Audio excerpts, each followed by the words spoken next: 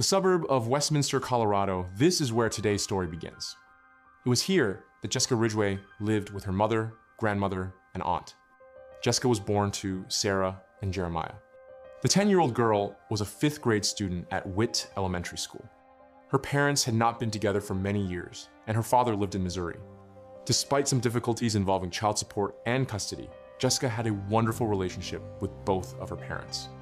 Her teachers described her as a cheerful, smiling girl who was always ready to help and always kind to everyone. She was the first to raise her hand in class or start a conversation to make friends with someone new. She truly was an outstanding student and loved learning. She often came up with her own dance routines and songs. She loved animals and watched TV shows like Victorious and Wizards of Waverly Place. She was full of enthusiasm, eager to take on anything, and never gave up until she learned how to do something well. According to her grandmother, Jessica was an incredibly happy child who always stayed cheerful. On the cold, snowy morning of October 5th, 2012, Jessica woke up at exactly 7:45 in the morning.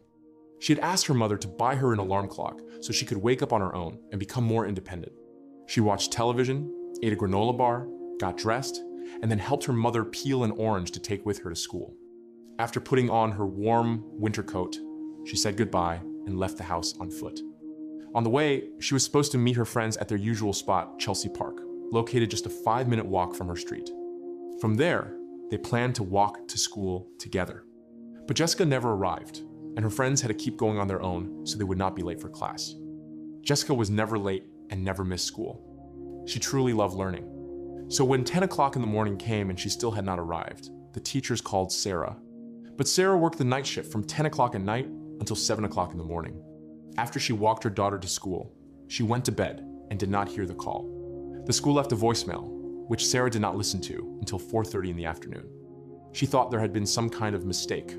Sarah drove past the park, went to the school, visited the homes of several of Jessica's friends, but she could not find a single trace of her daughter anywhere, and no one had seen her. That was when she called the Westminster Police Department. My daughter's missing. I guess she never made it to school this morning. How old's your daughter? She's 10. Okay, what's your daughter's name? Jessica Ridgeway. That is when you get that sick feeling in the pit of your stomach that you would not wish on any parent in their lifetime. And you realize your child has been abducted, she said. By 9:15 that evening, investigators believed they had gathered enough information to conclude that Jessica had been abducted. The Colorado Bureau of Investigation then issued an Amber Alert.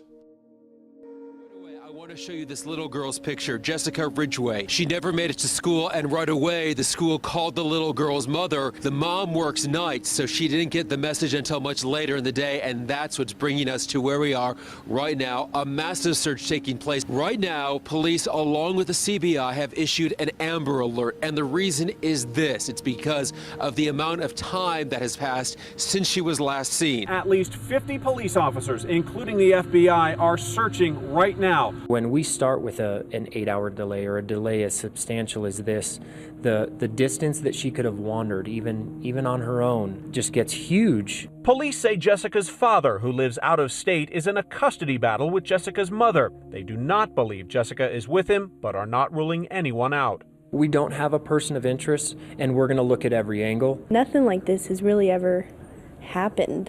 It's always surprising when something happens here. So as you can hear from that interview, this is a very serious situation.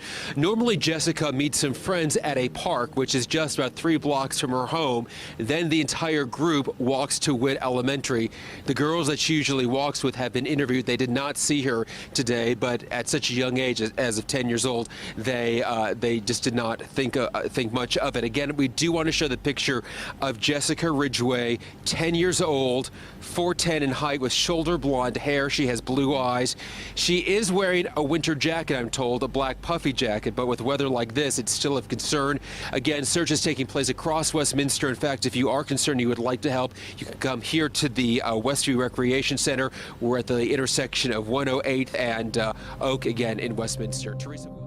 But it was already dark outside, and the temperature had dropped significantly, so a long night lay ahead. Firefighters used thermal imaging equipment to search through the darkness. They also set up powerful floodlights to illuminate Chelsea Park. Investigators wanted to deploy a helicopter equipped with night vision. However, The extreme cold made that impossible. There was a serious risk of ice forming on the rotor blades, preventing the helicopter from taking off. We're using every resource we have. We're trying to use air or helicopters that have equipment that can search in the dark. Unfortunately, the weather has grounded those, so we're not able to use that tool.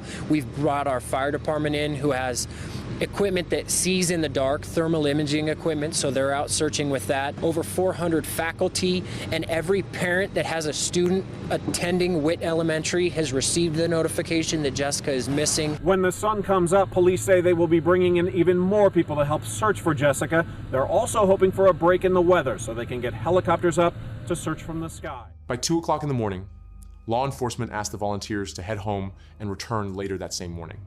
The Westminster Police Department established a command post and organized a large-scale search. Volunteers from across the community quickly came forward to help.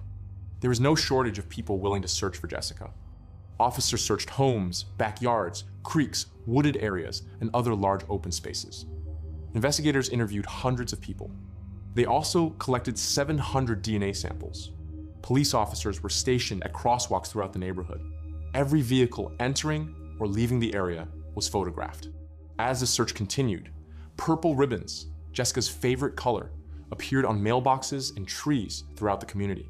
Inside Jessica's bedroom, investigators found a notebook containing her schoolwork. On one page, she had written, "Do not play in the park alone, and beware of strangers." The message stood out to investigators. Jessica was known to be very cautious and always aware of her surroundings. That led detectives to believe one of two things had happened. Either she had been lured away by someone she knew and trusted, or she had been abducted suddenly without any warning. Investigators considered it highly unlikely that Jessica would have willingly approached or started a conversation with a stranger. As the investigation continued to grow, local resources were no longer enough. The FBI, along with 12 other law enforcement agencies, joined the search.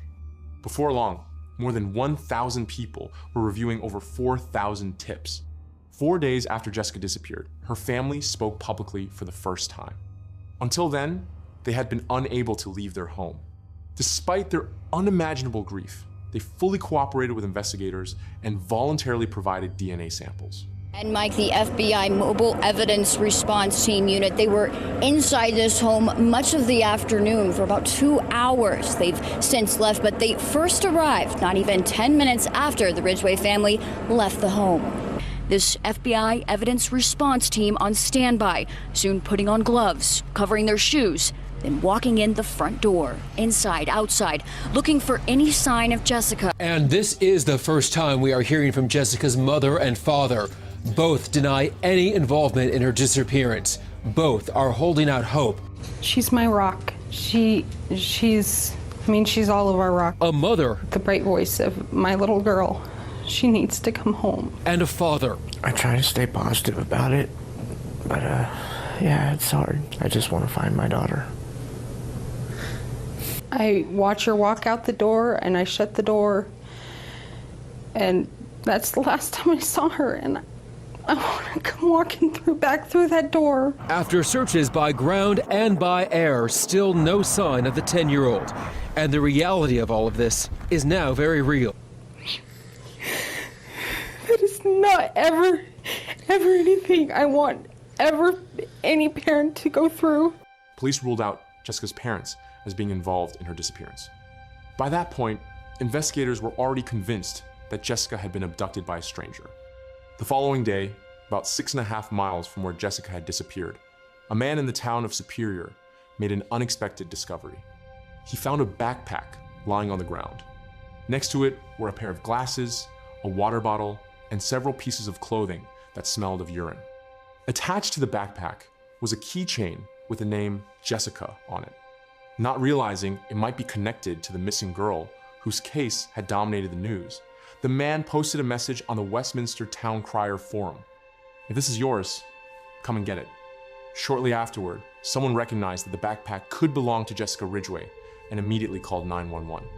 When Sarah learned about the discovery, she said that, for the first time since Jessica disappeared, she felt a small sense of hope that her only daughter might still be found alive. Over the weekend, a glimpse of optimism for the family when Jessica's backpack and water bottle were found in another subdivision 6 miles away. I felt a sliver of hope. I figured, if something really bad happened to her, they wouldn't have got rid of the backpack just sitting there. But that hope faded very quickly. The following day, investigators made another discovery. This time, it was far more horrifying. It confirmed the fears that everyone had been trying not to believe. Late Wednesday night, police announced a body had been found near a park in the Denver suburb of Arvada. At this point, they won't officially confirm it as 10-year-old Jessica Ridgeway, but multiple police sources tell ABC News they believe it is the girl's body. About 6 miles from Jessica's home, road maintenance workers discovered a heavy bag lying on the side of the road. They did not open it. Instead, they immediately called for a police officer with a canine unit. Inside the bag was a small human torso. Forensic testing later confirmed that the remains belonged to Jessica Ridgeway. However, not all of her remains had been recovered. Investigators also had not yet determined her exact cause of death. Police stated that a wooden cross had been found at the scene. They did not publicly explain exactly where it had been located in relation to Jessica's remains.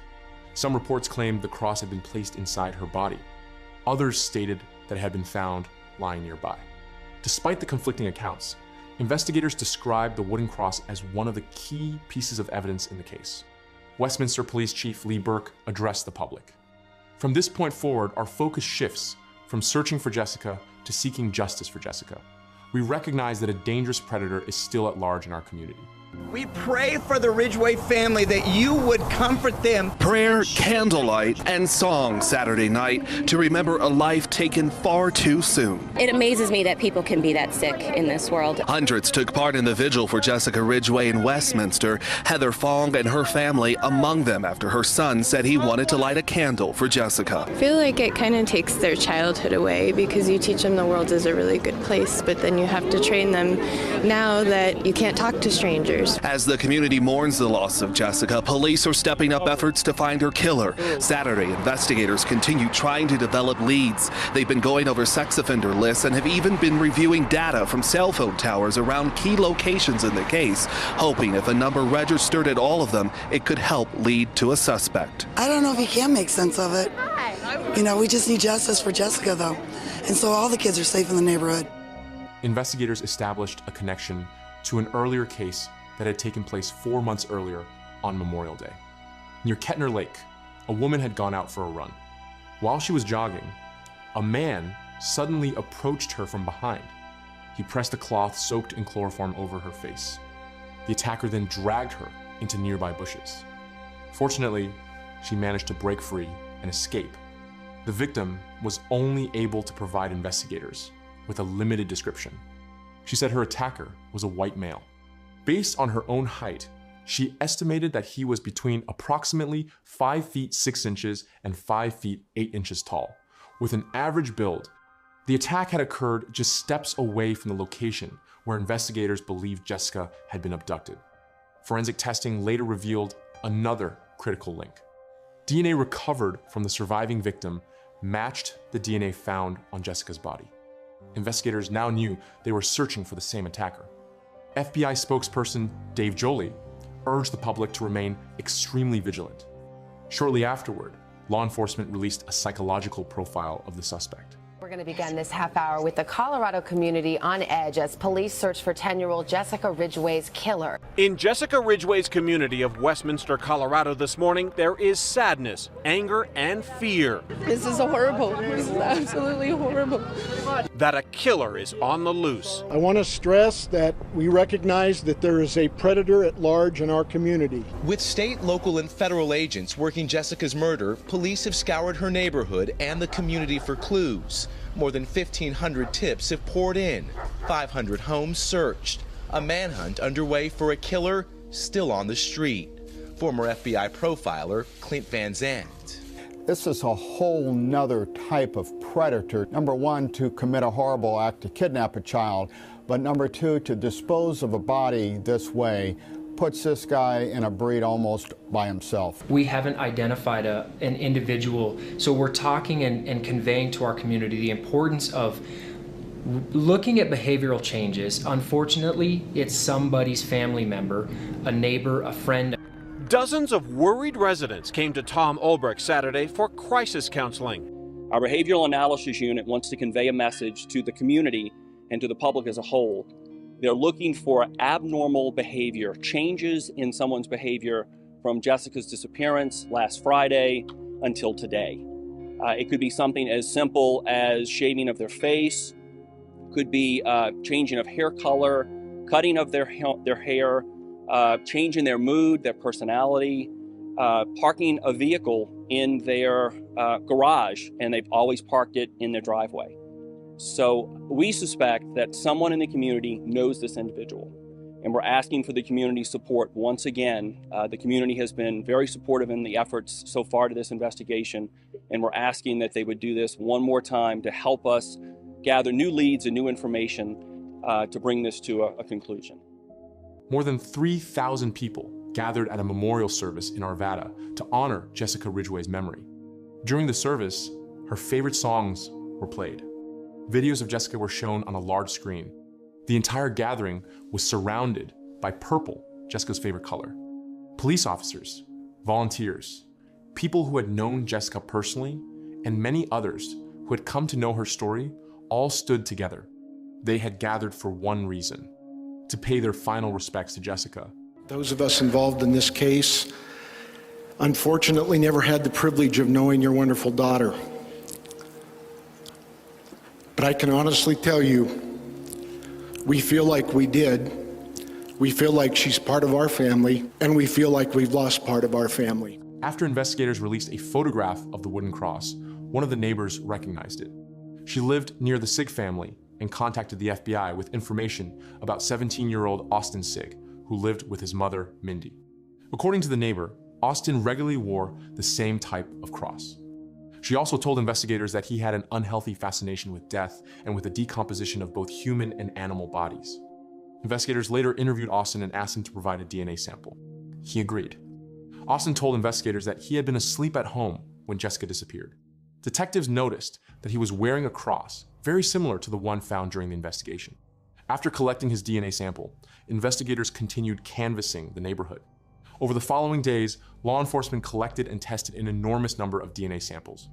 As part of the process, investigators returned the envelopes containing the names of everyone who had provided a sample. If an envelope came back empty, it meant that person's DNA did not match the evidence recovered from Jessica's body.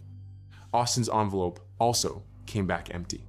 With no match, investigators moved on to examine other leads. Then, on October 22nd, news outlets reported that the DNA recovered from Jessica's case matched the DNA from the earlier attack on the woman who had been out jogging.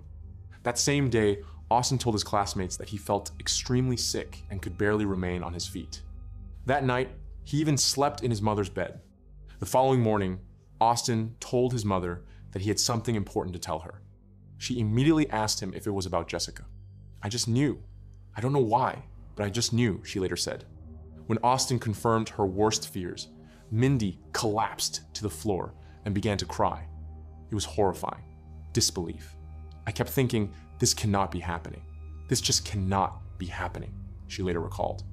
"I am going to prison," Austin told her. "I know," she replied. "You need to call the police." "Can you do it for me?" he asked. Mindy picked up the phone and called 911. The complete recording of that emergency call lasts nearly 18 minutes. For this documentary, it has been condensed.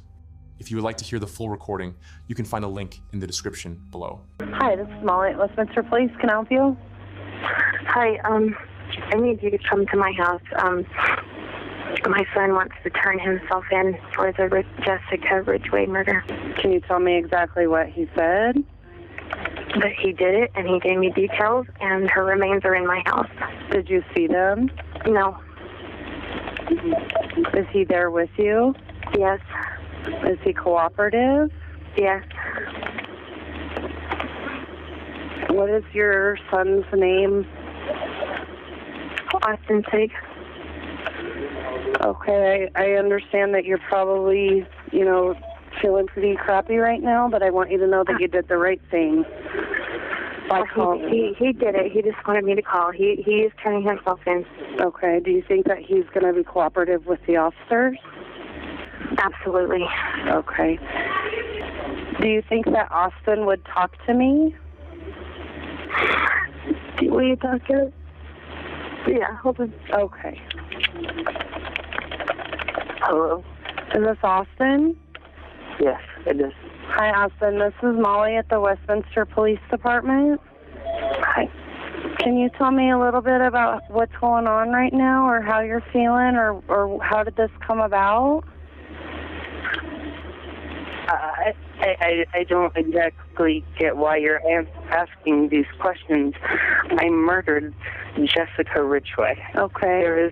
I have proof that I did it. There is no other question. You just have to send a squad car, something down here, and I will answer all the questions that you want to ask, or anyone wants to ask of me as soon as you gotta get down here. Okay. Have you committed any crimes like this before? I mean, do you have a criminal history of any sort? The only other thing that I have done that before this was the Kettner Lake incident where the woman got attacked. That was me. Ma'am, I understand you want to call your husband, and I'm sorry, but I would like to keep you guys on the phone just until the officers get a little bit closer. Well, how far are they? They're going to be there in just a few minutes. Is Austin still there with you? Yeah, I won't let him out of my sight. Okay. Has Austin been diagnosed with any mental health issues? Does he see a counselor or take any medication? He saw a counselor years ago for porn. Okay. I can't breathe. Take some deep breaths for me. Do you want me to start you an ambulance? No. Are you sure? I'm sure. Okay, what just happened? I opened the window. What's that? I just opened the window. Okay. I need air. Okay. Mindy, take a couple deep breaths for me, okay? You tell me when the officers get there. They're coming to your front door. Okay? I don't see him. I don't see him yet. You don't see them? No. Is Austin okay with you right now? Yeah, he's just getting really anxious, and so am I. Okay. They're here. They're coming up. They're coming up to the door? Yeah. Okay. Do you see the plainclothes officers and their badges? Yeah, they're here. Okay, I'll let you go speak with them, okay? Okay. Okay, thank you. Okay, bye. Goodbye. 19 days after Jessica Ridgeway disappeared, Austin Sigg was sitting inside a police station. He confessed to investigators that he had been responsible for the earlier attack on the woman who had been out jogging. He admitted that he had tried to abduct her using chloroform that he had made himself. But when she managed to escape, he did not give up. Instead, he began thinking about how he could avoid making the same mistake again. According to Austin, he decided he needed a smaller victim, someone he believed he could overpower more easily. During the interview, detectives asked him what would have happened if the attack on the woman had been successful. Austin answered, "I probably would have done the same thing to her that I did to Jessica." So you were out, for a better word, hunting? Yeah, that's the only word I can think of. And did you know Jessica? No. Had you ever seen her before? In the final moments of her life, Jessica was outside in the park making snowballs. All the while, Austin Sigg was watching her. He had parked his Jeep where he believed no one would notice it. From there, he watched Jessica walking while holding a snowball in her hands. He waited until she reached a street crossing. Then, he ducked down into the back seat so she would not see him. As Jessica walked past the Jeep, Austin suddenly jumped out. He grabbed her and forced her into the vehicle. Jessica screamed, but there was no one nearby to hear her. Austin restrained her hands and feet with zip ties. He later admitted, "Random place, random time, random everything. I think the moment I pulled her into my vehicle, I already knew she was gonna die." Jessica kept asking him who he was. She also asked whether he knew her mother. Austin later said, She kept asking me questions. I answered them and I lied. I kept telling her everything was going to be okay. He then drove Jessica to his house. What happened inside is known with certainty only to Austin. He claimed that he took Jessica into his bedroom. He cut the zip ties from her wrists. Then he turned on cartoons for her. He kept repeating that she would soon be going home to her mother. At one point, Jessica lost control of her bladder. Austin said he made her change clothes, giving her one of his white t-shirts and a pair of black shorts. He also claimed that he cut her hair. After that, he told Jessica to turn around. Then he strangled her. Austin admitted that he had abducted Jessica because of a powerful sexual urge. However, he insisted that he had not sexually assaulted her. He also confessed that he dismembered her body in the bathroom. He placed her torso into 2 bags. He hid them in a pool house for a period of time before later disposing of them. He also admitted that he removed and identified each of her internal organs. According to Austin, he had learned how to dismember a body during his forensic science classes. He told investigators, the serial killers who got away with it were the ones who could always make the body disappear. The way Austin described what he had done was disturbingly cold and detached. Cases involving this level of planning and emotional detachment are extremely rare.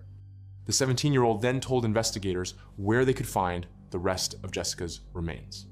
He said they were hidden inside the crawl space beneath his house. Law enforcement searched the area. They found the remains exactly where Austin said they would be.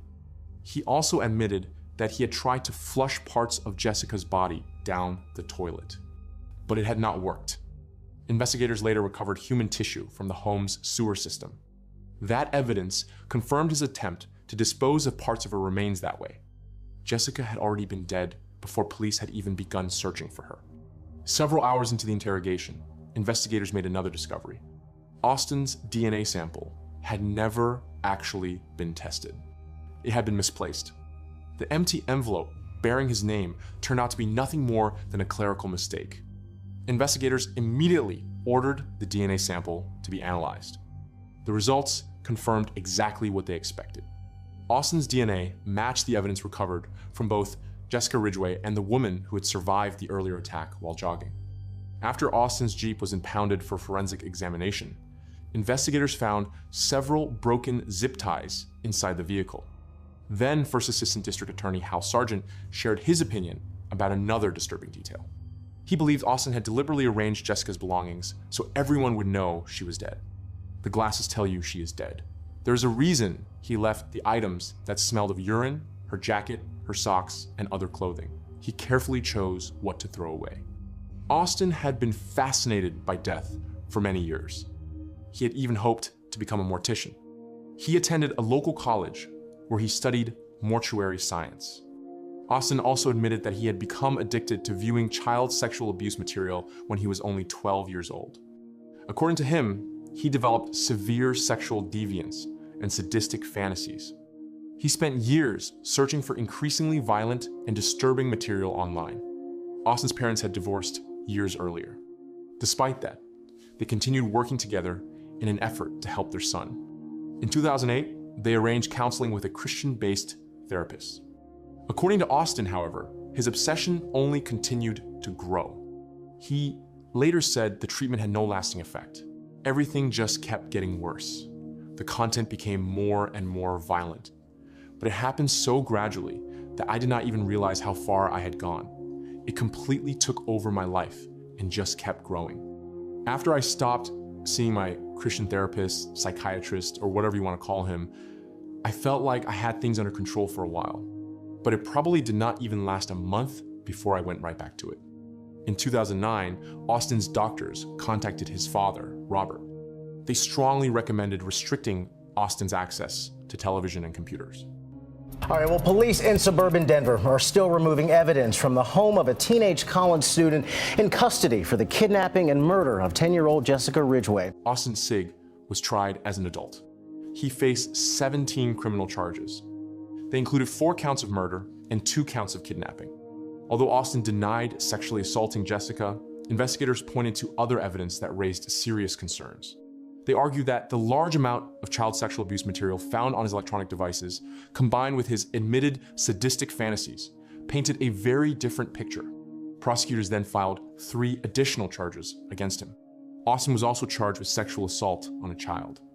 In addition, he faced charges of robbery and sexual exploitation of a child after investigators discovered child sexual abuse material on his electronic devices.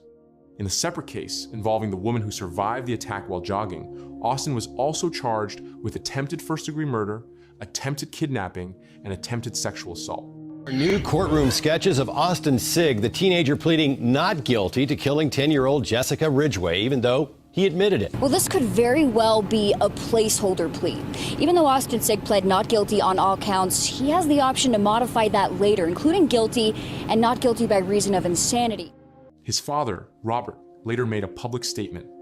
"There are no words to express the pain that my family and I feel over the suffering Jessica's family has endured. We're devastated that my son, Austin Sigg, has been arrested. This horrific event has been a tragedy for both families as well as for the entire community. I also ask for your prayers and support for Austin's mother. Her courageous act, unimaginably painful for any parent, helped bring this tragedy to its resolution." Austin's mother, Mindy, was the person who reported her own son to the police. She later said she was overwhelmed by an incredible sense of guilt. "Not because I was somehow responsible for what happened, but because I was the one who brought this child into the world." Jessica's mother, Sarah, responded with compassion. "She did not do anything to cause this. I do not believe the way she raised her son had anything to do with what he did." Mindy said that Austin had been a wonderful baby. As he grew older, he became an exceptionally intelligent and kind child. For her, it was impossible to understand how he had become the person he was now. She later said, "There was no one in my life except him. I did not know what music was popular. I did not know what television shows were popular. He was everything I could have ever dreamed of." One of Austin's classmates, who had known him since middle school, also spoke about him. "There was always something off about him. He was one of the smartest students in the class, but he always kept to himself. He talked to himself and was very awkward around other people." Although Austin was highly intelligent, he eventually began falling behind in school. Mindy later learned that he had been bullied because of his voice. Not long afterward, he left high school and earned his General Educational Development Diploma through an equivalency program. As the years passed, more and more people became concerned about his behavior. One of the neighbors, a woman named Emily, later recalled something that deeply disturbed her. When her 11-year-old daughter learned about Jessica's abduction, she immediately ran to her mother. The girl said she instantly knew who might have been responsible. "I feel bad that I dismissed it." When Emily Alexander's 11-year-old daughter said she knew who kidnapped Jessica, no one believed her. She goes, "Mom, oh my God, I know who did it." And I go, "Who?" And she goes, "The goth teenager from the park." At this park just down the road, she says a teenage boy had been acting strangely, staring at her daughter, walking by their home. And she pointed him out right across the street from our house. Emily Alexander says her daughter's friends may have been what saved her. If she had been at the park alone, there's no telling, what could have happened. I should have let her know that the moment she feels uncomfortable, that she should trust that, and that, it's better to be safe than sorry. Austin pleaded not guilty to every charge filed against him. That included both Jessica Ridgeway's murder and the earlier attack on the woman who had been out jogging. Considering his detailed confession and the discovery of Jessica's remains beneath his home, the plea came as a complete shock. Many people dreaded the thought of a trial. It would mean that every horrific detail of the case would have to be presented in open court. Because Austin was only 17 years old when Jessica was murdered, he was not eligible for the death penalty. However, if convicted, he faced life in prison with the possibility of parole after 40 years. His defense attorney argued that Austin's actions had been impulsive. He also claimed that Austin himself could not fully explain why he had committed the crimes. The defense presented several arguments regarding Austin's background. According to his attorneys, during Mindy's pregnancy, she had inhaled paint fumes and had also fallen down a flight of stairs. They further claimed that doctors had used a vacuum extractor during Austin's birth, allegedly causing a head injury. His attorneys also stated that Austin had suffered from serious intestinal problems as a child and had undergone 3 surgeries. The defense further argued that Austin had grown up in a divorced family and had experienced repeated contact with law enforcement throughout his childhood. They also pointed to the criminal history of his father, Robert Sigg. According to the defense, Robert's record included arrests related to mortgage fraud, driving under the influence, assault, domestic violence, and drug trafficking. The court would be presumptuous and speculative to assume at this early age, because of an act by a child, that child would never be appropriate for parole. However, psychologist Anna Salter, who reviewed the police case files, said she found no evidence that Austin had been abused as a child. She also noted that despite his parents' divorce, his home life appeared to have been stable. According to her, Austin had grown up with a supportive family. He clearly had no empathy for Jessica Ridgeway. This was not an impulsive act that he later genuinely regretted, she said. Prosecutors argued that Austin's actions showed clear premeditation. Investigators discovered that he had searched online for instructions on how to make chloroform at home. They also found a search that read, "Top 10 places where people are most often abducted." In addition, prosecutors pointed to the large amount of violent material he had viewed online. Much of that content had been described by Austin himself during his interviews with investigators. The founding fathers of this country did not set forth an amendment that says when a young man kidnaps, robs, sexually assaults, and murders and dismembers a 10-year-old girl, that everything other than the murder should be excused. What we do know is that this young man is dangerous. The only way to protect the community from him is to keep him confined forever. They have never seen an offense like this committed by someone under 18, ever. Not in this county, not in this state, not in this country. Austin was held in a special housing unit at the Jefferson County Detention Center. He was kept separate from the adult inmate population. Almost exactly 1 year after Jessica left for school, and just 2 days before his trial was scheduled to begin, Austin changed his plea. He pleaded guilty to 15 criminal charges. Those charges included first-degree murder, sexual assault on a child, kidnapping, attempted kidnapping, and sexual exploitation of a child.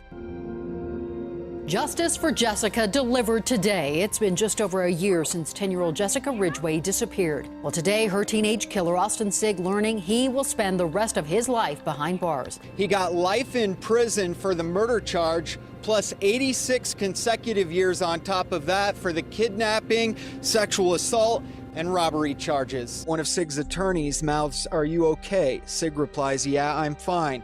He was expressionless most of the day. It was truly a reflection of pure evil, and Austin Sigg deserves everything he got. For Jessica's murder, Austin was sentenced to 40 years in prison. The judge also imposed an additional 86 years for the other crimes he had committed. Because Austin had been a juvenile at the time of the murder, he was technically eligible for the possibility of parole. However, the additional 86-year sentence effectively ensured that he would spend the rest of his life behind bars. District Attorney Peter Weir addressed the outcome of the case. There was no plea deal in this case. There were no concessions. We were not going to make any concessions to Austin. The judge agreed. The circumstances of this case unquestionably warrant a life sentence. Austin chose not to address the court. He showed no emotion as his sentence was handed down. So, I'm actually not going to say anything today because I don't think that the defendant has the right to hear how he affected me, my family, or who Jessica was. Once we walk out of this courtroom, we'll not remember his name, and we'll all only remember Jessica and the legacy she created, as well as the Lassie Project in which she inspired. Thank you. Thank you. Mindy later said that she never once regretted her decision to call the police and report her own son.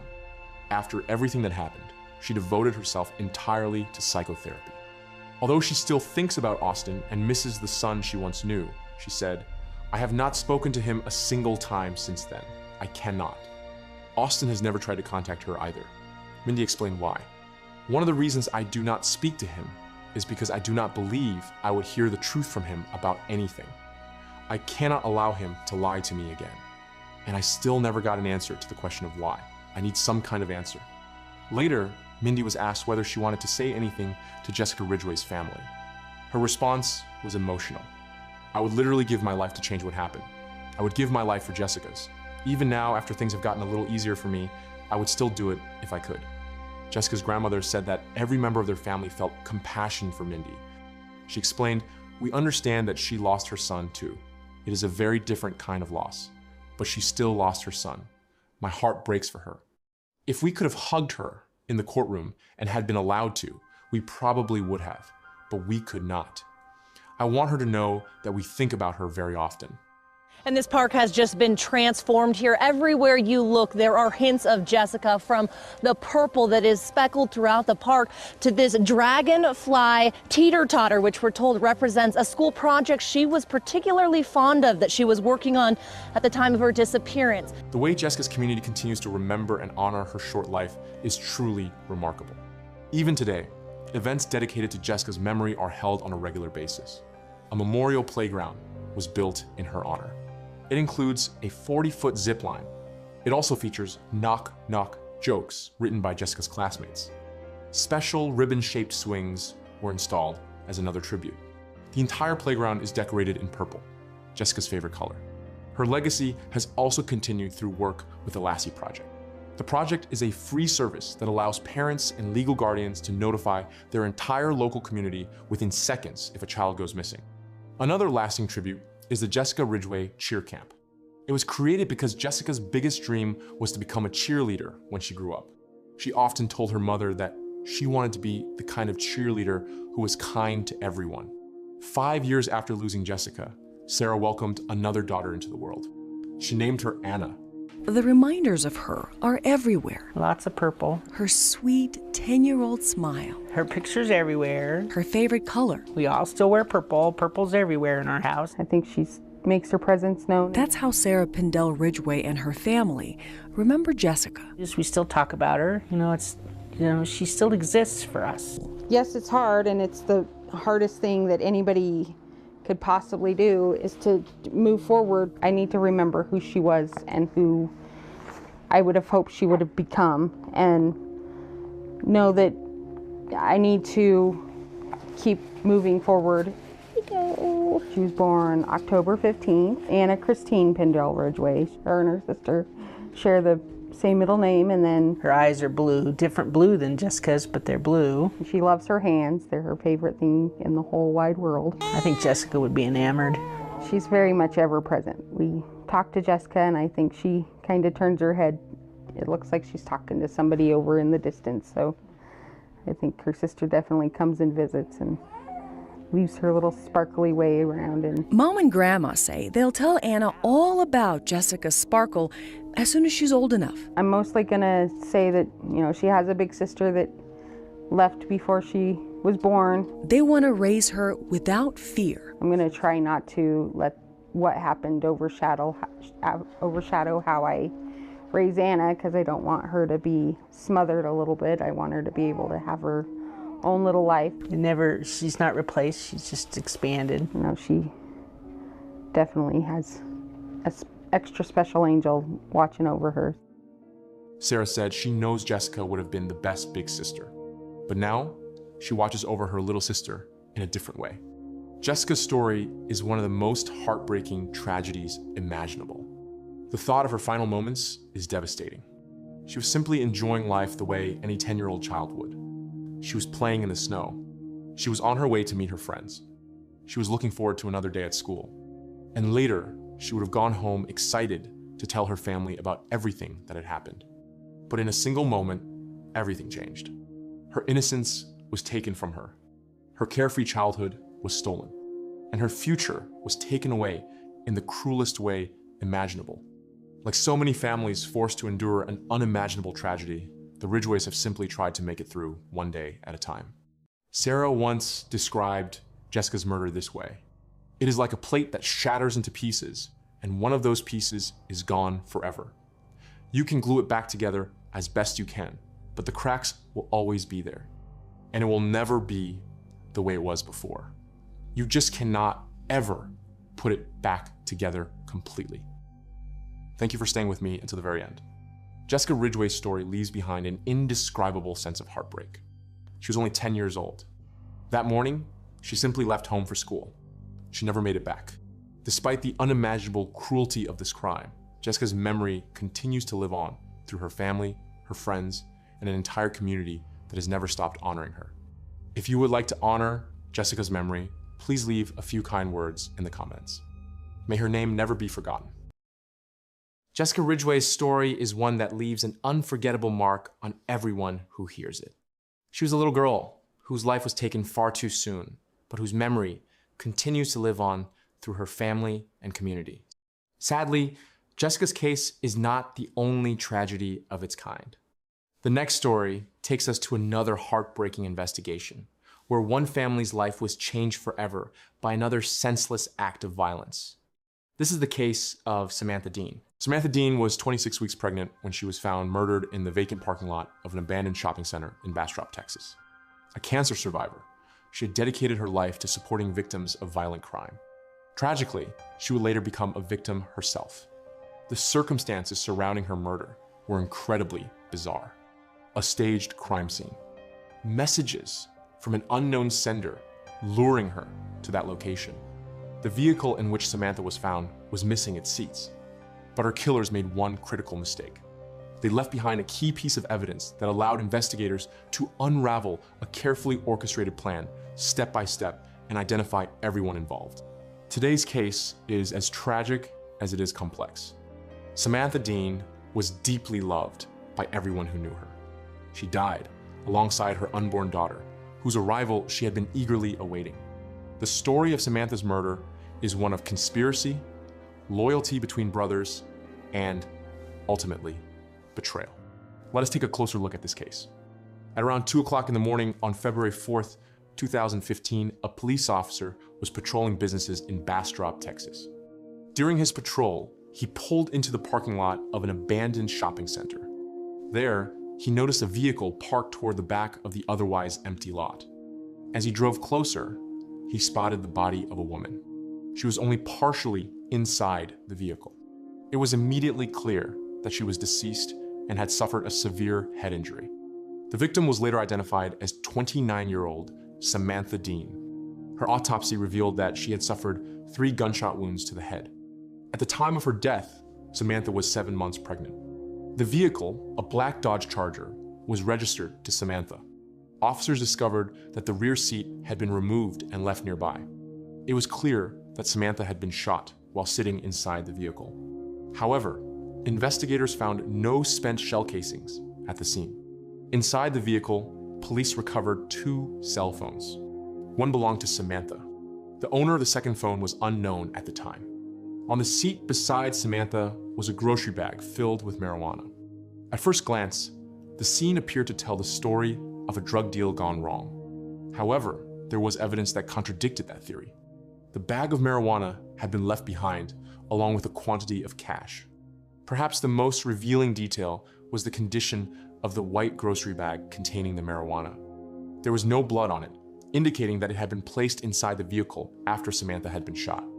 Investigators with the Bastrop County Sheriff's Office suspected they were dealing with a staged crime scene. The investigation took a dramatic turn when law enforcement learned that Samantha Dean had been one of their own. The expectant mother worked in the Victim Services Unit at the Kyle Police Department. She had served there for 3 years. Her family said it had always been her dream to help victims of crime find comfort and closure after unimaginable tragedies. Samantha earned a degree in liberal arts and public policy from the University of Texas at San Antonio. While attending college, she battled sarcoma in her elbow. Even so, she continued going to class every day while undergoing radiation and chemotherapy. Samantha had originally dreamed of becoming a police officer.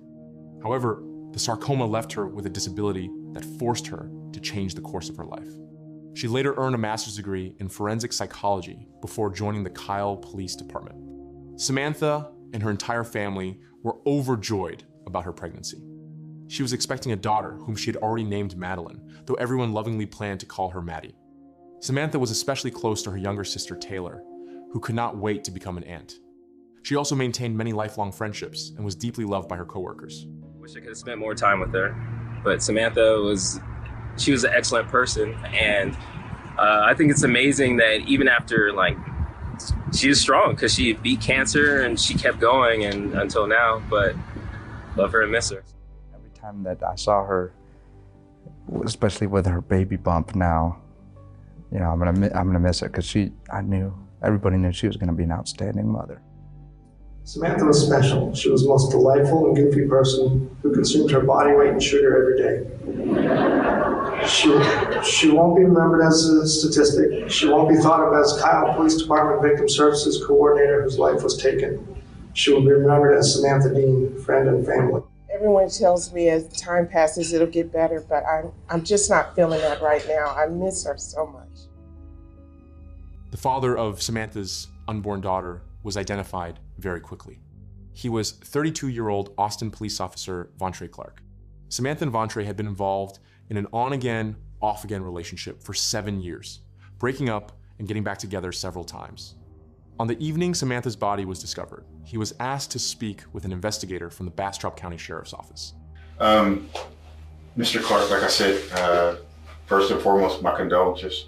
I know you told me a little bit on the phone that, and we'll clarify exactly what relationship y'all had or didn't have, but regardless of the fact, you told me something critical on the phone, and that was that, you know, she was carrying your baby. So my condolences, but I'm very grateful you're here so that way we can figure out, one, I get to know her a little bit more, know more about her life, and hopefully find out what happened to her. So with that said, tell me, how long have you known her? I've known Sam for 6 years, maybe 7 years. Vontre told investigators that Samantha had informed him she was pregnant around July 2014. According to him, she assured him that she was not asking for money and did not want to interfere with his relationship with Laura. She simply wanted him to be involved in their daughter's life. He admitted that he was the father of the unborn child and said he had planned to be present for the birth. Investigators asked him about the last time he had seen Samantha alive. He explained that they had met the previous evening after exchanging text messages. According to Vontre, Samantha left shortly afterward, and he returned home to Laura and their children. He denied any involvement in Samantha's murder and agreed to provide investigators with his phone records, DNA sample, and firearm for examination. At that stage of the investigation, detectives had no evidence directly linking him to the crime. However, because he was the father of Samantha's unborn daughter and one of the last known people to see her alive, investigators knew they had to examine every aspect of his account very carefully. When you started back with, or when you started with APD, you said y'all kind of picked that back up. Did it cause, I know these are uncomfortable questions, did it cause any friction with your current relationship, or did you just keep that secret to yourself? I just kept it to myself. Yes, sir. When did Samantha get pregnant, or when did she tell you she was pregnant? Sam told me she was pregnant Saturday morning. I want to say early August. Early August. I believe so. Are you in a relationship right now? Or you were in a relationship then in August as well? I'm sorry? In August, when she told you that you're in a relationship, did that cause you any stressors, or? I haven't even said anything. On the night Samantha was murdered, Vontre told investigators that he had cooked dinner for his family. According to him, they finished eating at around 8:30 that evening. And then at about 9 or so, 9:30, I left. I went to the school. We have a school right across the street. Mm-hmm. Actually, I live right across the street from Sam. I don't know if you know that, but we live fairly close together. Okay. So I left because in my current relationship, we're going through problems. So I left and just stayed out for a while, and I just chilled in my car, walked around for a little bit, and I ended up going to the police station. Vontre claimed that he was back home by midnight. Surveillance footage from the Austin Police Department's South Substation, where he said he had stopped to review some department reports, confirmed that he had been there. However, he remained there for only 23 minutes. At the same time, surveillance cameras covering portions of the route he claimed to have taken to the substation did not capture his vehicle during the preceding hours. Laura confirmed that Vontre had been away from home during that time. She also told investigators about another unusual detail. Vontre had left his cell phone at home. Anything else? Can you think of anything else that you want to tell me that might help me? Or the only thing, there's nothing that I know about Sam that I can think of that would help. Mm-hmm. But when I was talking to Stephanie earlier today, she mentioned some things about Sam called the police on someone I guess, a neighbor or something. Burgess. It's Sam's best friend. Before we continue with this case, I would like to ask for a small favor. If you enjoy these detailed breakdowns of real criminal cases, please support the channel by liking this video and subscribing. It only takes a moment, but your support helps us continue creating new videos and telling stories that should never be forgotten. The Austin Police Department placed Vontre on restricted duty and launched an internal investigation into his relationship with Samantha. Trey, or Trezzy, as some of his friends called him, attended college first in Oklahoma and later in Texas. In 2012, he graduated from the Austin Police Academy and joined the police department. While he was still at the academy, the young Trey gave an interview to a local news outlet in which he spoke about his admiration for Austin Police Chief Art Acevedo. It's incredible. I mean, this is the guy you see on TV. This is the face of our department. It means a lot for him to come out and run with us because it shows us that he's behind us 100%. During his 3 years with the police department, Vontre had already made a name for himself. He received 2 commendations and 1 disciplinary action in the form of a 3-day suspension. In December 2012, he was suspended after a police pursuit ended in a crash that caused his patrol vehicle to roll over. The vehicle he had been chasing had run a red light. However, the following year, the young officer rebuilt his reputation. He was the first officer to arrive at the scene of an apartment fire. According to reports, Vontre went door to door, quickly evacuated all of the residents, directed them to safety, and radioed for additional assistance. Just a few weeks later, he received another commendation. After spotting a known sex offender asleep inside a rental vehicle in North Austin, Vontre quickly developed a plan that led to the man's arrest. In that case, he was credited with almost certainly saving another potential victim from a sexual assault. The day after Samantha was found, investigators conducted a thorough search of her home in South Austin. They also carefully examined the data from her cell phone. Text messages exchanged between Samantha and Vontre during the weeks and months leading up to her death revealed that he had repeatedly pressured her to have an abortion. He told Samantha that he did not want the baby and that having the child would ruin his life. Investigators also learned that after many years together, Vontre considered his partner, Laura, to be his common-law wife. He believed that the birth of the baby would threaten that relationship. The home where they lived together belonged to Laura. While searching Samantha's home, investigators discovered her personal journal. In it, she wrote about fearing for her life and stated that Vontre Clark was going to kill her. She also described an incident that had occurred in January when Vontre tied her up under the pretense of it being for sexual purposes. However, he remained in his police uniform and kept his service weapon with him throughout the incident. Samantha later told a friend that she believed he might have been planning to kill her. Despite all of this, Vontre was not immediately charged with Samantha's murder. Investigators in Bastrop County were certainly suspicious of him, but at that point, they were still building their case. As speculation spread, many people who knew Vontre Clark well found it difficult to believe that he could have been involved in the crime. One of them was Denise Hill, the mother of Vontre Clark's oldest and closest friend. Never heard her name before until I looked it up myself on the internet, and then I started reading everything, and I'm like, wow, I was just blown away. And I'm like, these people are crazy. They're gonna let the real killer get away because they're totally going in the wrong direction. Denise's son, Kevin Watson, had been so close to Vontre since their teenage years that the two considered each other brothers. Because of that, Denise also thought of Vontre as one of her own sons. She was proud of both young men. Kevin was a gifted student who later became an electrician, while Vontre was a championship athlete who eventually became a police officer. They looked a lot alike at the time, and everybody thought they were brothers, so they just called themselves brothers. You know, Trey ate a lot of meals at our house. I got a police officer for a son, so I was very, very proud. In the years that followed, Kevin struggled to make a living as an electrician and eventually turned to dealing drugs to make ends meet. As a result, he developed a criminal record. Despite that, the two men, the police officer and his adopted brother with a criminal history, remained extremely close. Kevin's mother continued to support both of them as if they were her own sons. My thought is, how much evidence would somebody have to show me to convince me that my son is heartless? Because that's pretty much what you're telling me. The Trey that I know, that I've known for 15 years, could not be capable of something this heinous.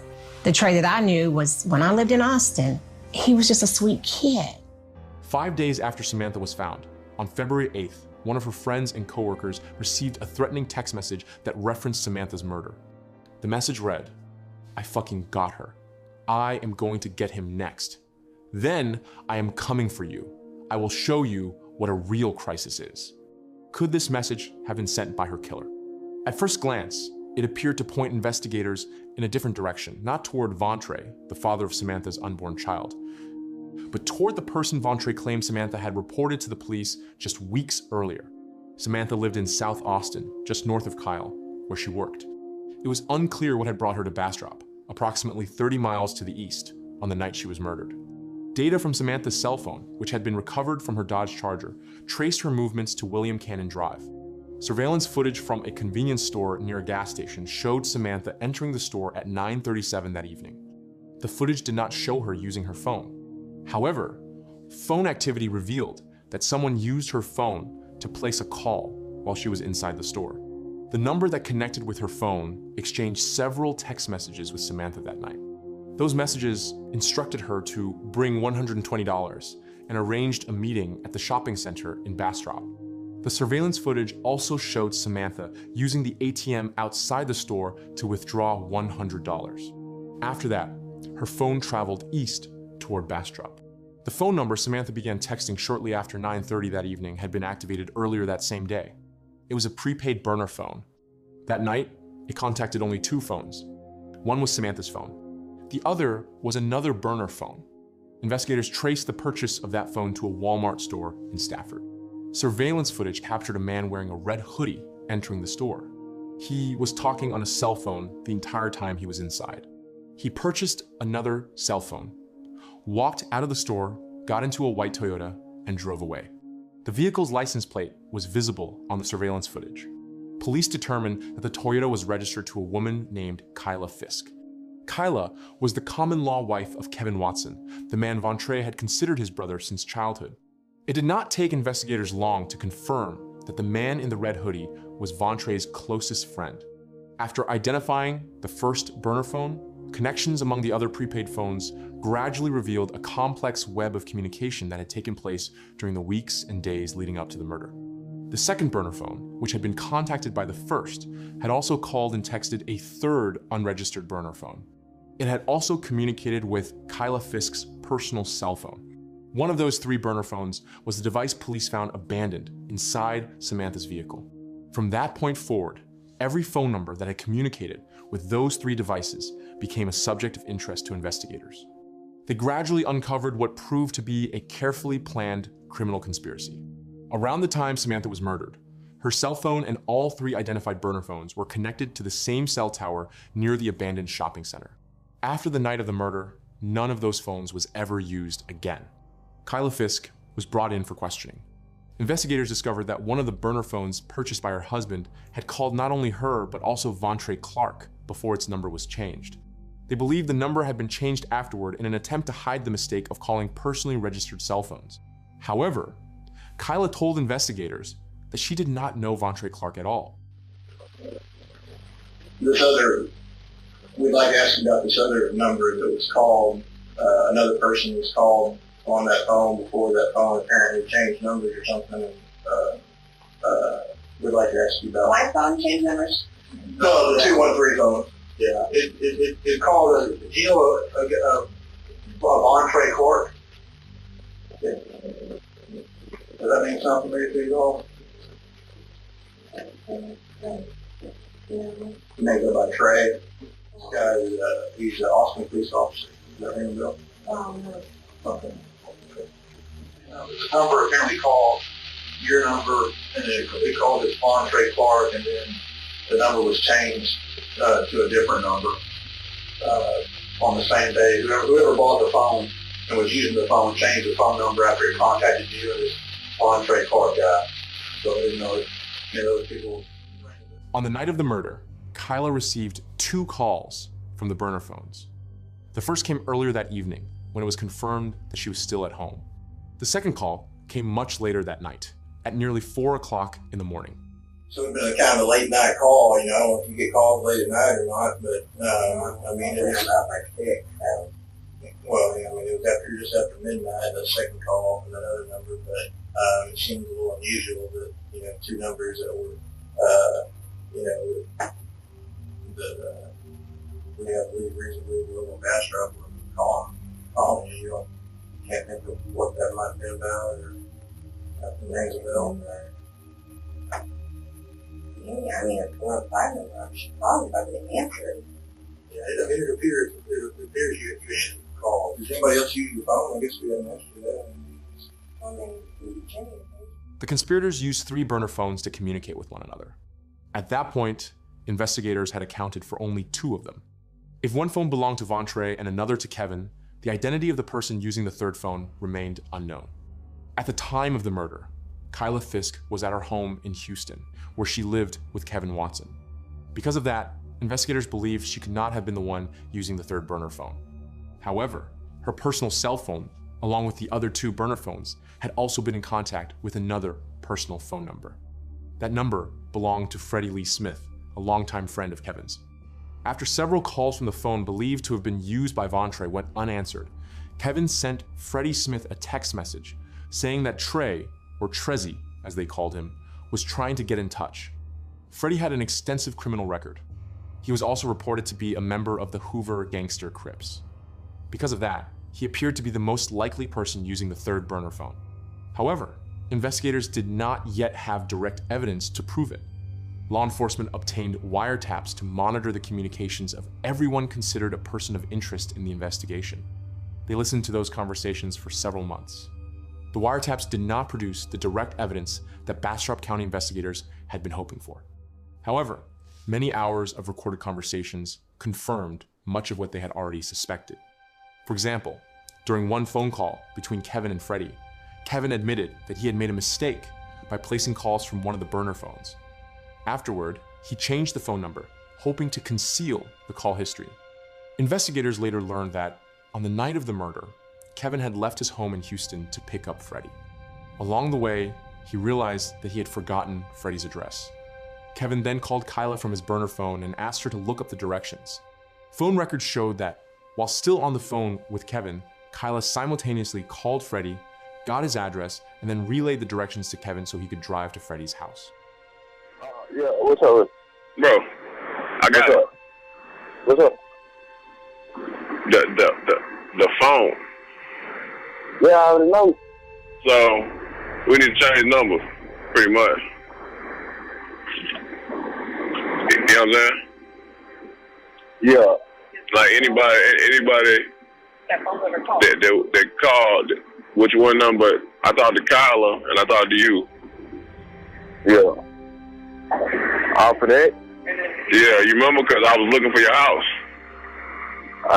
Fuck. In July 2015, Bastrop County investigators finally got their first major break in the case.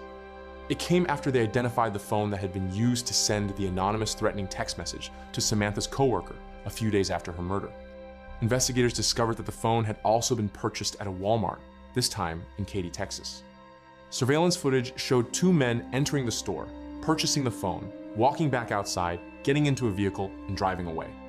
The vehicle's license plate once again led investigators to someone connected to Kevin Watson. This time, the vehicle belonged to a man named Aaron Williams. The 2 men had purchased the phone together. Investigators charged Aaron with retaliation for sending the threatening message. While Aaron was being held in the Bastrop County Jail, investigators pressured him to start talking. They knew he had been with Kevin when the message was sent. Now, they wanted to know exactly what Kevin had told him about Samantha's murder. That you know a lot more than what you're telling us. It's very apparent through the phone conversations you've had with Kevin, through your behavior, through everything else, that you know what's going on. What we're asking today is we want to know what these other people did, what he saw them do, what he knows what they do. That's what we're asking. What they told him. What they've told him, because he knows on the phone calls we've recorded, he's mentioned their names. He's talked about, putting the pieces, they talked about it, they're not putting the pieces together yet. They're not linking you to these people yet. There's a lot of stuff that was talked about in phone calls that leads us to believe he knows about what happened 5 days prior to them going to Bastrop and sending that threat. Eventually, after repeatedly insisting that he knew nothing, Aaron finally told investigators what Kevin had shared with him. He explained that Kevin had told him about Vontre Clark and the police officer's desire to have Samantha Dean killed. I don't know his real name, but that he was married, and I guess he got that girl pregnant, and she didn't want to give it up. Okay, and when you say Treasy, what? I know you don't really know his real name. What do you know about Treasy? I don't know nothing about him. You don't know where he lives or what he does, or? I know he's a cop and lives in Austin. Okay, so if Treasy's a cop in Austin, it's a friend of Kevin's. Aaron told investigators that he believed Vontre had paid Freddie, and possibly Kevin as well, $5,000 to carry out the murder. And he told me that they killed the girl. I don't know. Did he tell you who actually pulled the trigger?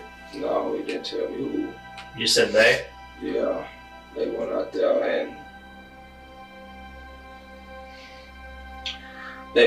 to kill that girl.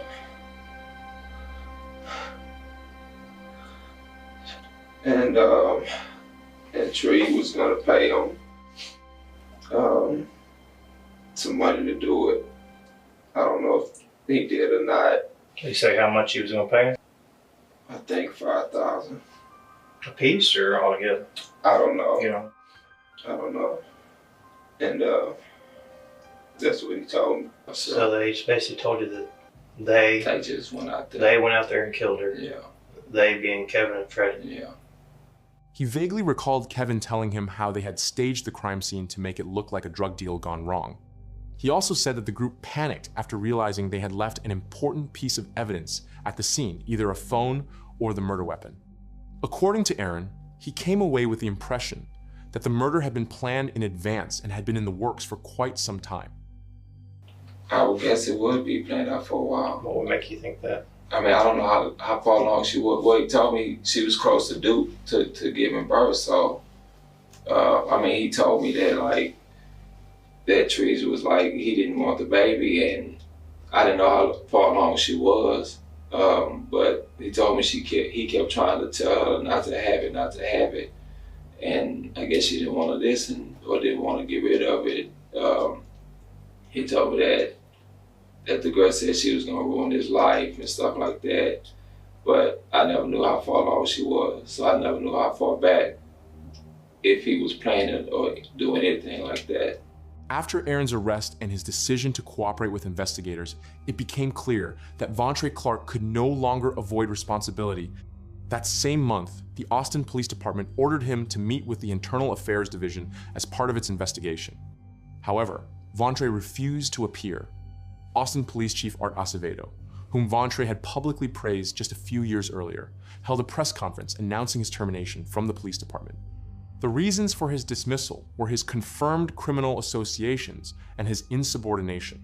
The former officer was unable to comply with the order to meet with Internal Affairs because, by that time, he had already fled the country. The department learned, actually earlier this week, the department learned that he had left the country.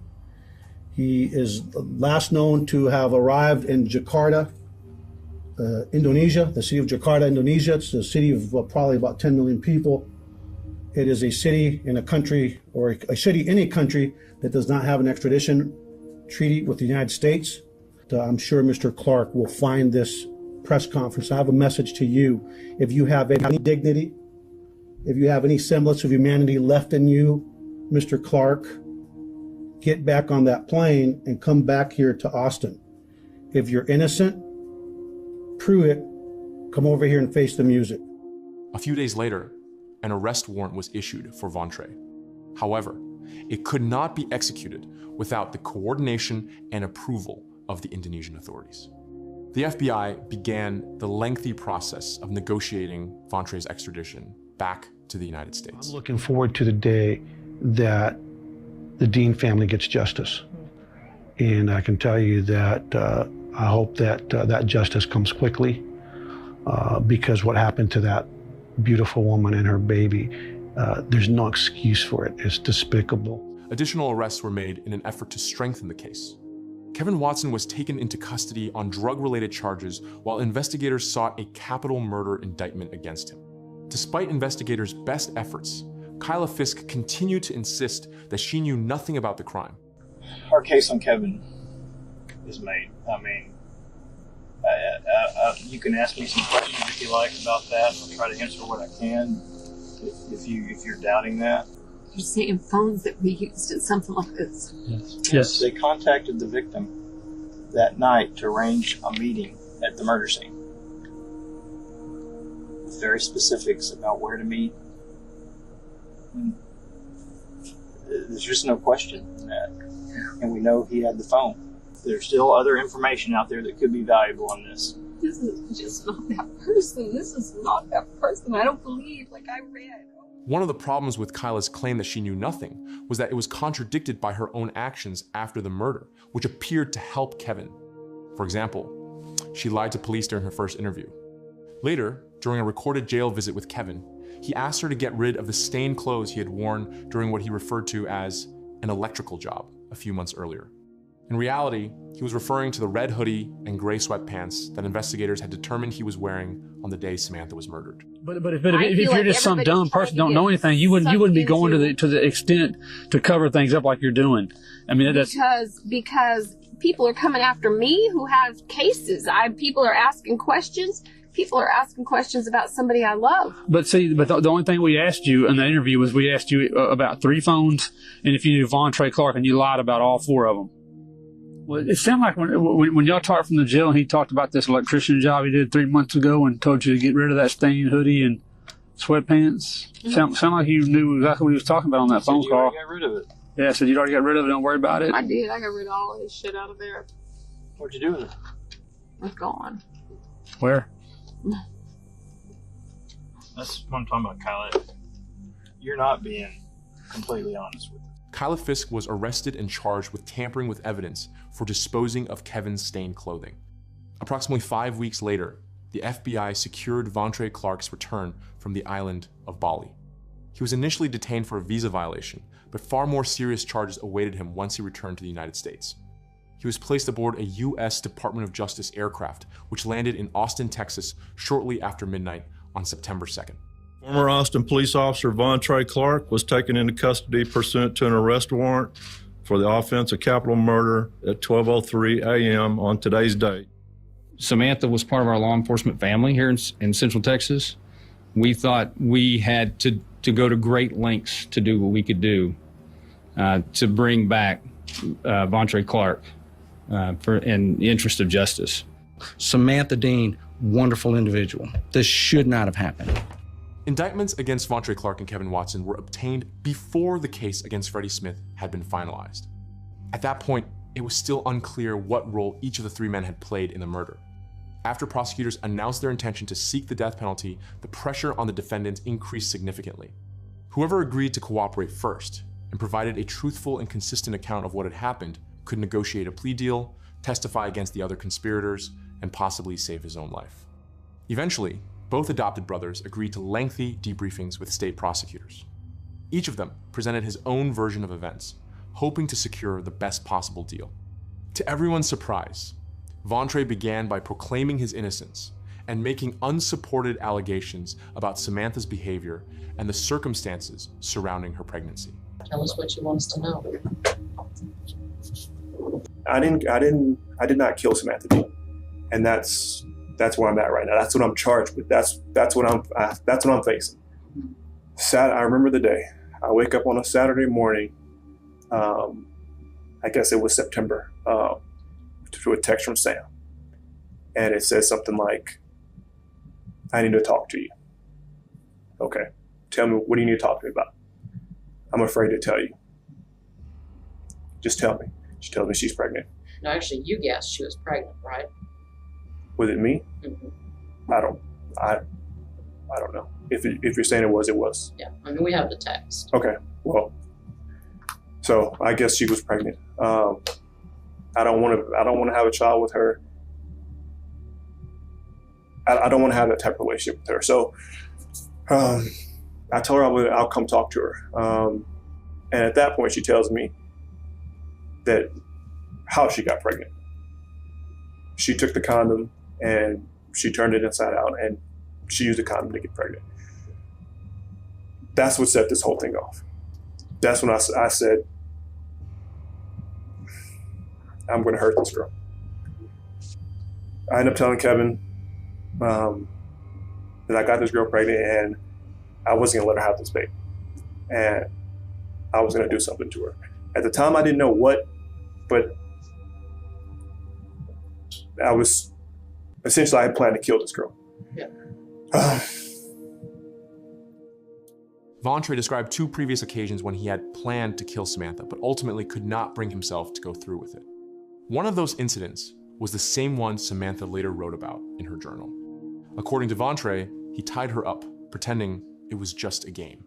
He said that he handcuffed her in the back seat of a vehicle and planned to use a hose to route the exhaust fumes into the cabin, leaving her there to die. In the end, however, he changed his mind. According to Vontre, it was after that incident that Kevin offered to help. He said he would recruit Freddie Smith to kill Samantha. He had talked to Freddie and that Freddie was willing to do it. And Freddie is Freddie who? Smith. He tells me, Kevin told me about the girl, and he says that if you want to get it done, I'll kill the girl for you. And he said, you pay me 15 racks is what he said. And I'll get this to go away for you, or get her to go away for you. Vontre denied agreeing to the arrangement, claiming that he knew he would be guilty of murder if he gave his consent. At the same time, however, he made it clear that he still wanted Samantha dead. So, on February 3rd, when Kevin was with him in Austin and asked for a ride to Samantha's house, Vontre agreed. The former police officer then presented a version of events in which he placed the blame for the murder on his oldest and closest friend. According to Vontre, Kevin, with the help of Freddie Smith, took care of Samantha for him. Vontre said he watched Kevin walk up to Samantha's front door and convince her to leave with him in her own vehicle. When the Dodge Charger returned sometime later, it did not pull back into Samantha's driveway, but instead stopped farther down the street. Kevin got out of the back seat of the vehicle. According to Vontre, someone other than Samantha was behind the wheel. He assumed it was Freddie. By that point, Vontre believed Samantha was already dead. He insisted that he had not witnessed the murder itself. According to him, he simply sat in his vehicle near his house and waited for them to return. I'm not understanding this part at all. About why would she park somewhere other than her house? It wasn't Sam that parked her car. He's saying Kevin's in the car. Kevin and Freddie in the car. That's what you just said earlier, right? Yeah. Cell phone data contradicted Vontre's version of events. On the 3rd, is your personal phone is geolocating at Bastrop the day before. So what were you doing down there then? That's not possible. That's what the records show. A couple of days, your phone is showing to be down there, and then that's when the text comes in. I thought you had a place picked out. Is what Kevin's asking you. And it's your 1168 number phone. So at some point, you were down there in Bastrop. When it was Kevin Watson's turn to give his statement, he told a completely different version of events. He described how, during the months leading up to Samantha's death, Vontre's obsession with her pregnancy had steadily grown. According to Kevin, Vontre talked constantly about how the baby's birth would affect his life. Eventually, Kevin said, his friend could no longer carry on a conversation about anything else. He kept repeating that he needed to get rid of Samantha. At some point, she posted a sonogram on Facebook. Mm-hmm. And I think that this was around the time that he goes crazy and, becomes starts really pressing about this issue. You got Freddie's number? I'm like, yeah. He's like, well, look, man, I really need to, get rid of this girl. You think Freddie be interested? I was like, I can give you his number. He might be. Kevin knew Freddie through their criminal activities together. Kevin dealt drugs, and Freddie was a thief who was known to kill people. So Kevin introduced his adopted brother to his friend, a killer, and together they began planning the murder. According to Kevin, the plan was to lure Samantha to a predetermined location where Freddie would shoot her and then stage the crime scene to make it appear that a drug deal had gone wrong. To make the scene look convincing, they purchased a bag of marijuana because, as Kevin explained, it was inexpensive, and Vontre did not want to spend any extra money. People usually don't get killed over a little amount of weed. He doesn't know that. He watches TV. Vontre convinced Samantha to meet with someone who was supposedly selling a new iPad for $120. To do that, he sent her text messages from a burner phone and directed her to the parking lot where the purchase was supposed to take place.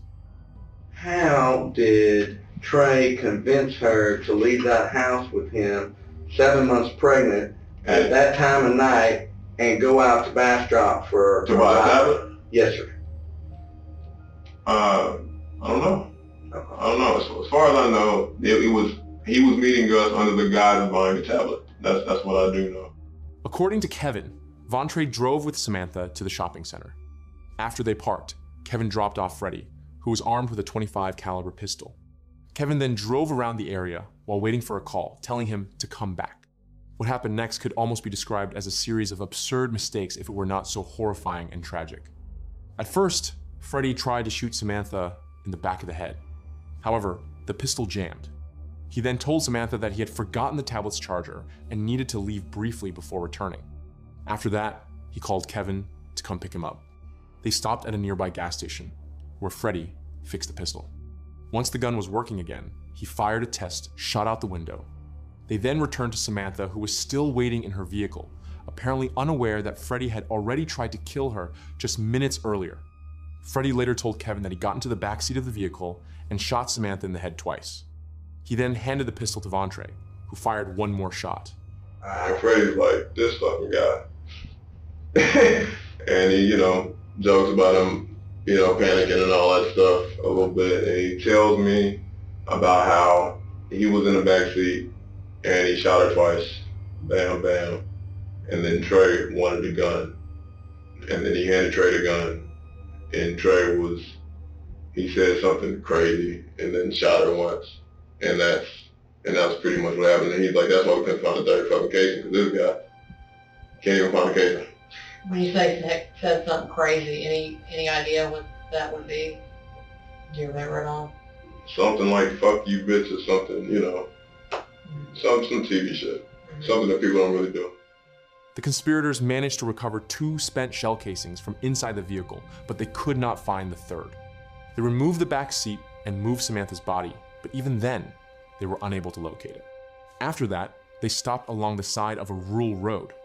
There, Freddie and Vontrae changed their clothes and placed everything they wanted to dispose of into a single bag, including the clothing, the spent shell casings, the gloves, and the burner phones. Afterward, they went their separate ways. Vontrae returned to Austin while Kevin began the 2-hour drive back to Houston. Let's go back to changing clothes. Right. At some point we got another case. Right. This is where we find Okay. Wait for it.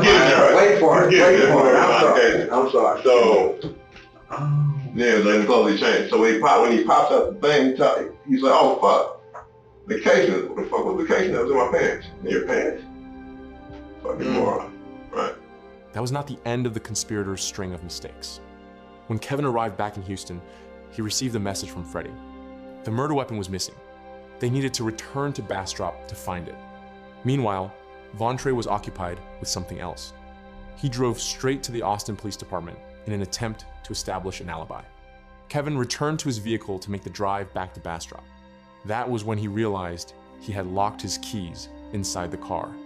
At around 4 o'clock in the morning, he called Kyla, hoping she had a spare set of keys.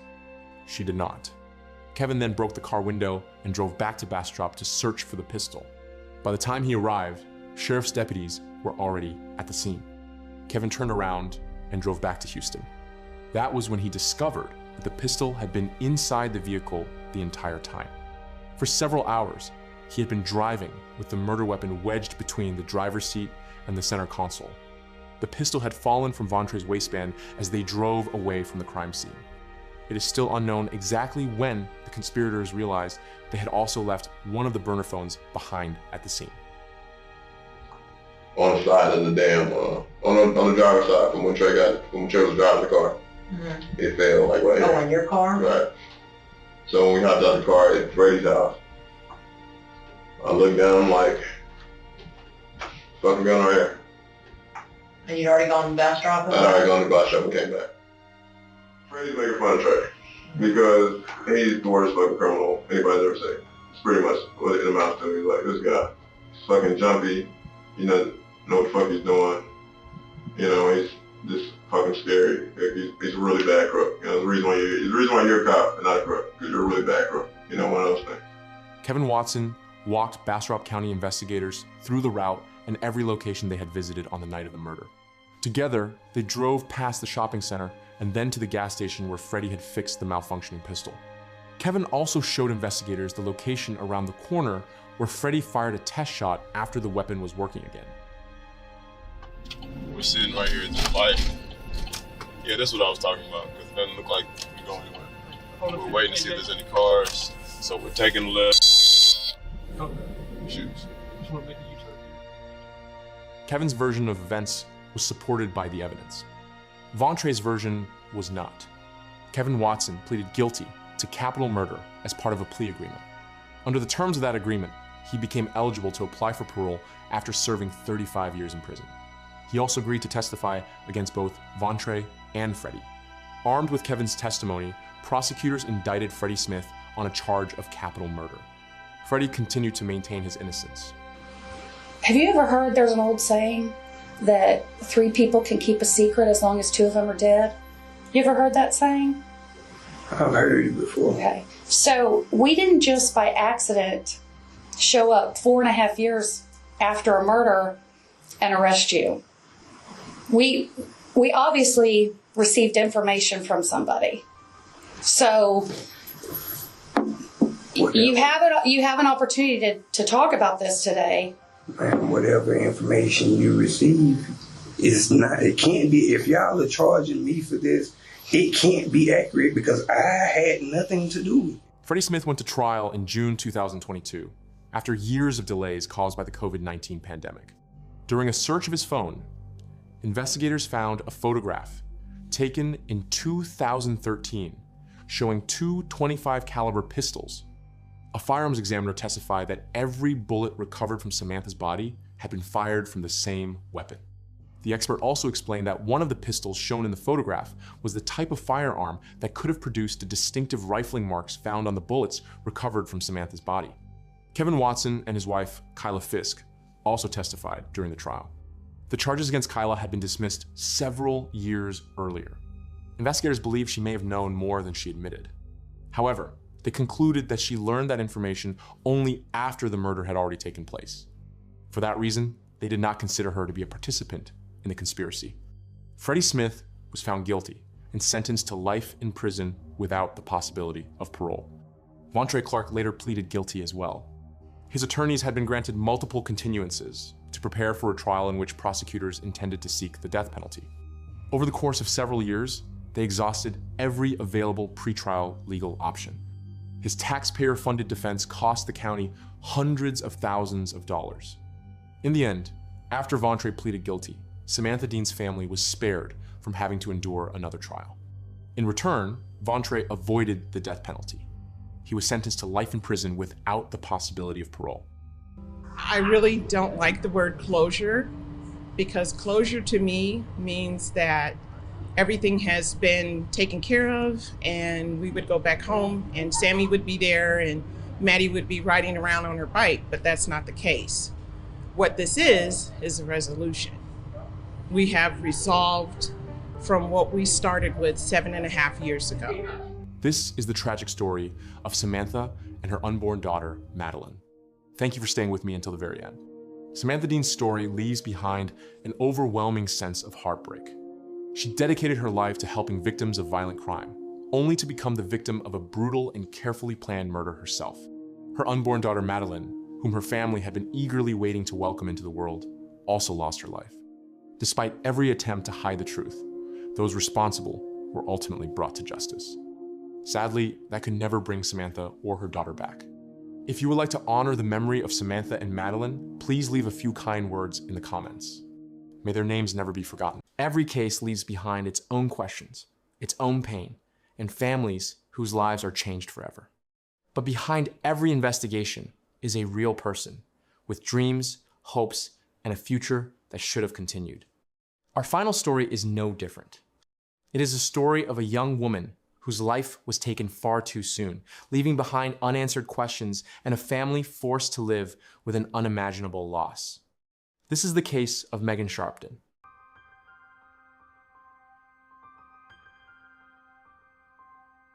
Tullahoma, Tennessee, is located just over an hour south of Nashville.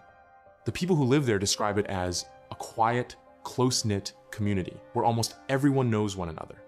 In 2012, 24-year-old Erica Megan Sharpton called Tullahoma home. Although her first name was Erica, everyone knew her as Megan. She came from a large family that had moved several times before finally settling in Tullahoma.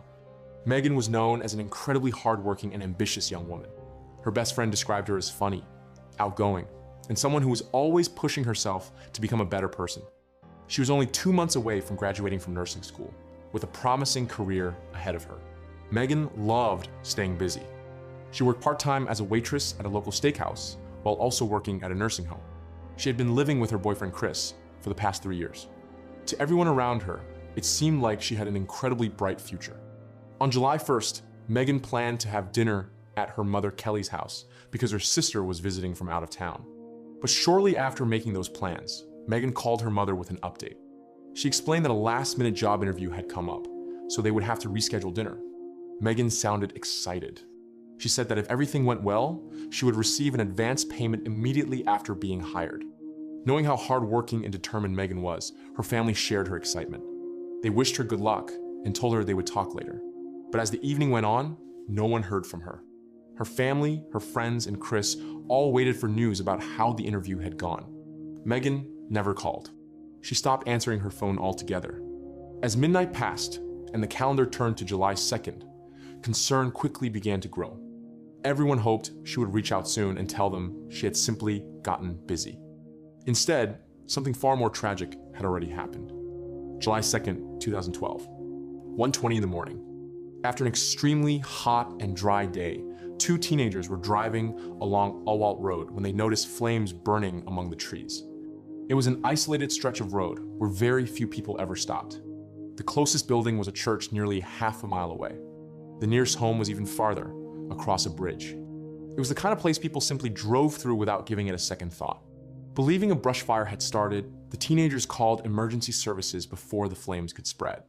Firefighters and deputies arrived a short time later and immediately began working to contain the fire. At first, investigators believed it might have been an abandoned campfire, or perhaps a discarded cigarette. But as they moved closer, they realized they were looking at something far more horrifying. The fire had been intentionally set. Someone was trying to destroy a body. The body belonged to Megan Sharpton. There was no vehicle nearby. No one else was in the area. Megan had no identification, no keys, no purse, and no cell phone. None of those belongings were found anywhere near the scene. She was naked from the waist down. Investigators quickly determined that she had already been killed before the fire was started. One responding officer immediately noticed the devastating blunt force injuries to her head. Her skull had been severely crushed. Because she carried no identification and no one matching her description had yet been reported missing, investigators could not immediately determine who she was. However, the shirt she was wearing suggested she was a nursing student. She also had several distinctive tattoos. Police released a description of those identifying features to the public. News of the discovery spread rapidly throughout the community. After seeing a Facebook post describing a young woman with star tattoos, Megan's mother, Kelly, immediately contacted investigators. Megan had star tattoos on her ankle representing each of her brothers and sisters. She also had another tattoo on her neck. Those details were enough for Kelly to realize the victim was her daughter. The murder was brutal. It shocked the entire community. And almost overnight, fear spread throughout Tullahoma. Workers couldn't believe the news waitress Erica Sharpton, or Megan as they called her, was murdered. We were all just shocked because she never seemed like she was in any kind of trouble. Friends say Sharpton was a busy 24-year-old who was balancing this job with nursing school and another job at a nursing home. To try and get out of the restaurant business and get into a better career field, where she can accelerate. The young lady's body was over here. Sheriff Tim Fuller says deputies discovered Sharpton's body in this grass on fire early Monday morning. After putting out the flames, they discovered evidence of trauma to her head. It appears to us that she may have very well been murdered at another location and was literally dumped here to dispose of the body. Was Megan killed on her way home from the interview? Did she ever make it to the interview at all? Was the person who arranged the interview responsible for her death? Or was her killer someone else entirely? Before we continue with this case, I would like to ask for a small favor. If you enjoy these detailed breakdowns of real-life true crime cases, please support the channel by leaving a like and subscribing. It only takes a moment, but it makes a huge difference and allows us to keep creating new videos while telling the stories of people who should never be forgotten. Joining us now is Kelly Sharpton. I'm sure this has just been so difficult for you and your family. Our prayers go out to you. How did you find out what happened to your beautiful daughter? I actually read a post on Facebook where they had described a girl with a star tattoo on the back of her neck and one on her foot, and I knew that it was her. When was the last time you talked to your daughter, and what kind of mood was she in? I understand she was saying that she was going to go over and visit a family, correct? Right. My other daughter was here from out of town, and she had just woken up at 3:45 that afternoon. She'd worked the late shift at the restaurant where she worked and was planning to come over after that. She said after she got her shower she would come on, and she didn't come. But we were under the understanding she had an interview with somebody to start sitting with an elderly lady, and so we just figured she had gone on and gone to that interview, but we lost track of her after that. If somebody is out there listening tonight and they saw something, what would you like to say to them as you are desperately searching for clues for your daughter? Just please, if you saw anything, even the smallest detail, please call the police, call TBI or Franklin County Sheriff's Department. They've been wonderful. They've kept us up to date. They've left no stone unturned. They've just been great, and please call. She was our daughter and our sister. We just miss her. Investigators began by focusing on the people closest to Megan. One of the first people they interviewed was her boyfriend, Chris. Megan's family later admitted that, at first, they also suspected he might have been involved. Chris and Megan had been in an on-again, off-again relationship for quite some time. Megan's sister described them as being like oil and water. Their relationship was far from stable, and they experienced frequent arguments and breakups. Chris told detectives that the last time he tried to call Megan, she never answered. When she failed to return home that night, he assumed she had decided to stay at her mother's house. Investigators searched the apartment Chris shared with Megan. Inside the bathroom, they discovered traces of blood along with several needles. Those findings were enough for detectives to bring both Chris and his roommate, Robbie, in for further questioning. While investigators were interviewing them, another major development occurred. Megan's 1995 red Ford Mustang had been found. Investigators found Sharpton's 95 red Ford Mustang 15 miles away on Three Forks Ridge Road in Bedford County. They're now asking the public for any information how it got there and whether anyone has seen the woman's pink purse. Those two pieces of information will be very, very valuable to us. Inside Megan's car, investigators found a handwritten note. It contained an address along with directions. The note listed the destination as 850 Shelfer Road. When detectives checked the address, they discovered that it did not exist. No blood was found inside the vehicle. Other than the handwritten note, nothing inside the car appeared to have any evidentiary value. Investigators began to suspect that the fake address had been used to lure Megan to another location. Meanwhile, back at the police station, Robbie admitted that the drug paraphernalia found in the apartment belonged to him. He explained that he had been secretly struggling with drug addiction. According to Robbie, neither Chris nor Megan knew he had been using drugs. He also admitted something investigators had not expected. He and Megan had been secretly involved in a romantic relationship. That revelation immediately raised a new question. Had Chris discovered the affair and killed Megan in a fit of rage? But when detectives informed Chris about the relationship, he appeared genuinely shocked. He admitted that he and Megan had experienced problems in their relationship. However, investigators said he was visibly devastated when he learned she had been murdered. He was shaking, crying, and clearly overwhelmed by the news. His alibi was also confirmed by his employer. As a result, Chris was completely eliminated as a suspect. Although Robbie could not initially provide an alibi, detectives examined his phone records. The records showed that he had been texting Megan throughout the night and into the early morning hours because he was worried about where she was. Investigators ultimately concluded that Robbie had no involvement in her murder. Chris did, however, provide detectives with an important new lead. On the day Megan disappeared, an unknown man had called one of her phones. The caller said he was looking for someone to care for his grandmother. He also claimed that a woman named Naomi had recommended Megan for the job. Because Megan hoped to build experience in the nursing field, the opportunity sounded perfect. This was the same last-minute job interview she had been so excited to tell her family about. It was also the first time investigators had heard the name Naomi connected to the mysterious job offer. Detectives immediately began following that lead.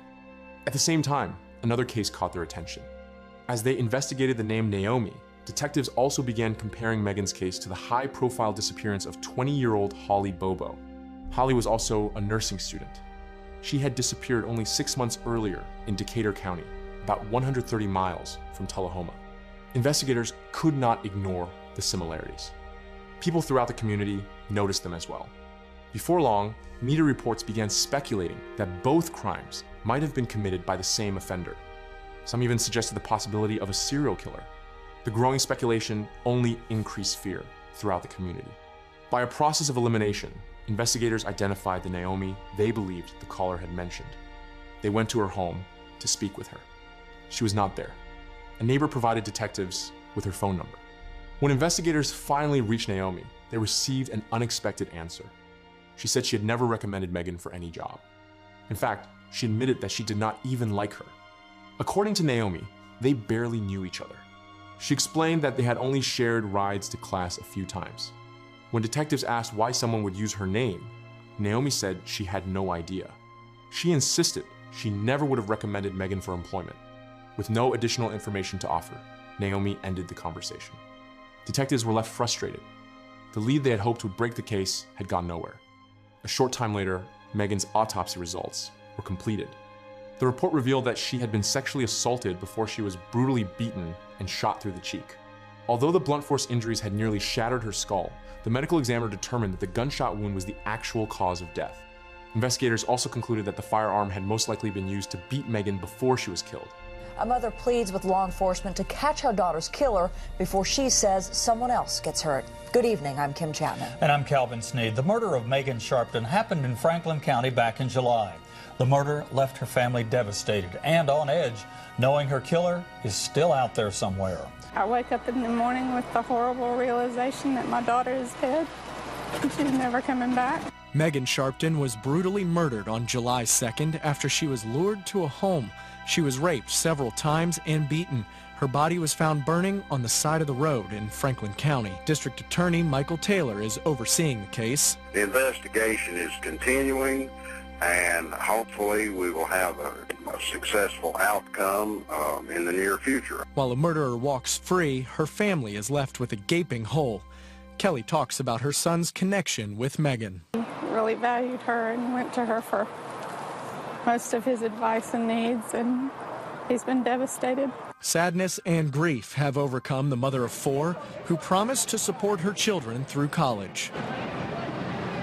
Megan would be graduating from nursing school on October 26th. I have to accept her diploma for her, and that will be joyous, but it will break my heart because it should be her. The Sharptons are pleading for District Attorney Taylor to speed up the process and make an arrest in the case so no other woman get hurt. If you have any information on this case, call the Franklin County Sheriff's Department.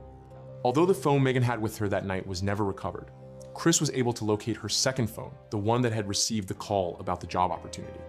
For the first time, investigators had access to the mysterious phone number. The call had been made from an unregistered prepaid cell phone. 12 weeks after Megan's body was discovered, detectives finally had their first major breakthrough. The prepaid phone was traced to a store in Tullahoma where it had been purchased. Surveillance cameras inside the store captured the man who bought it. At one point, he placed his personal cell phone on the counter. Investigators believe this showed he had intentionally purchased a second phone that would be much more difficult to trace. The surveillance footage followed him outside. He climbed into a red pickup truck and drove away. Detectives soon identified him as Timothy Gifford, better known as Timmy. Timmy was known to law enforcement as a small-time drug dealer. Investigators were surprised to see his name connected to a murder investigation.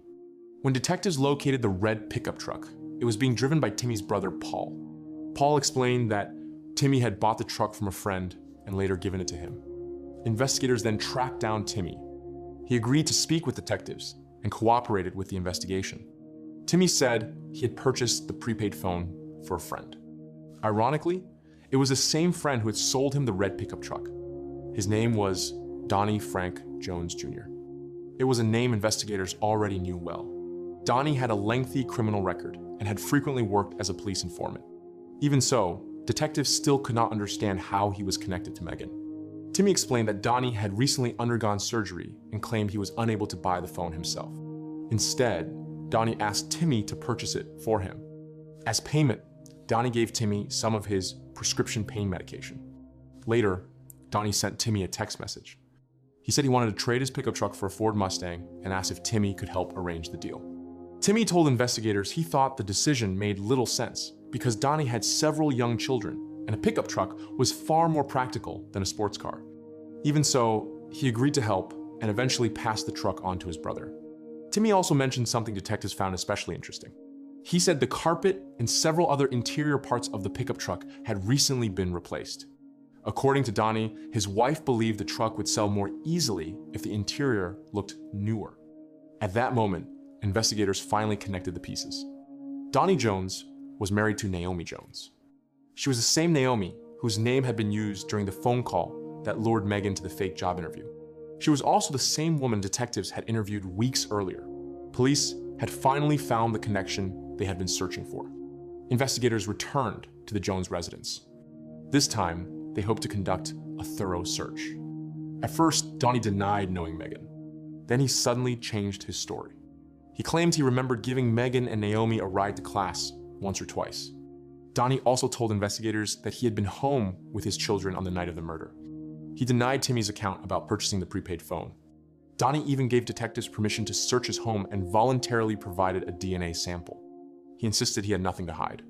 Investigators searched the house but found nothing with evidentiary value. They left with only the DNA sample. While detectives waited for the laboratory results, Megan's nursing school graduation ceremony took place. It was a ceremony she should have been part of. Instead, her 18 classmates honored her memory and paid tribute to the future she never had the chance to fulfill. Supposed to accept her degree in practical nursing from the Tennessee Technology Center. Megan worked hard for this. She wanted this. She wanted to be a nurse. And she was on her way before her life was stolen. Kelly accepted Megan's diploma on her behalf. I'm not the only one that should be sad. Every patient that she would have had, every person that she would have touched should also be lost like I am. The seat where Megan should have been sitting was left ready for her. Bittersweet. So proud of her for her work. Heartbroken that some evil person would take her from this world. The Combined DNA Index System, better known as CODIS, is a nationwide database used by law enforcement to compare DNA profiles. The system allows local, state, and federal agencies to electronically compare DNA evidence, link crimes together, and identify potential suspects. Using CODIS, along with a DNA sample collected from Donnie, investigators made a critical discovery.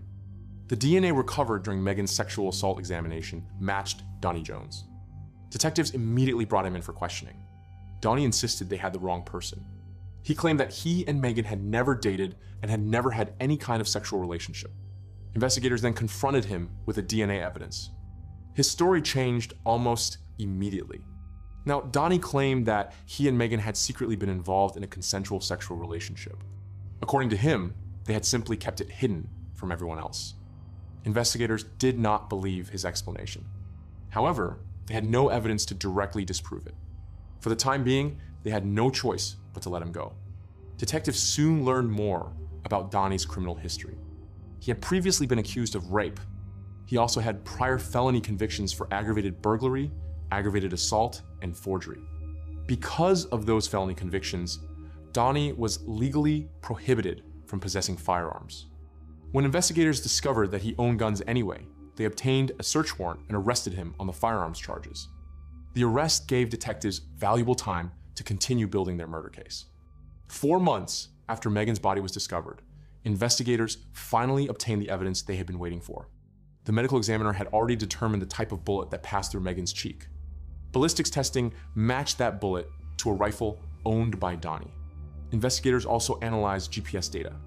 The evidence showed that the prepaid phone used to lure Megan was traveling alongside Donnie's personal cell phone. That proved both phones had been together. GPS records from Donnie's vehicle revealed several critical locations. One location matched the area where investigators believed Megan had first been abducted and sexually assaulted. Another matched the place where detectives believed she had been murdered. A third location matched the remote area where her body had later been found. Investigators ultimately concluded that Megan had been murdered on a farm owned by Donnie's family.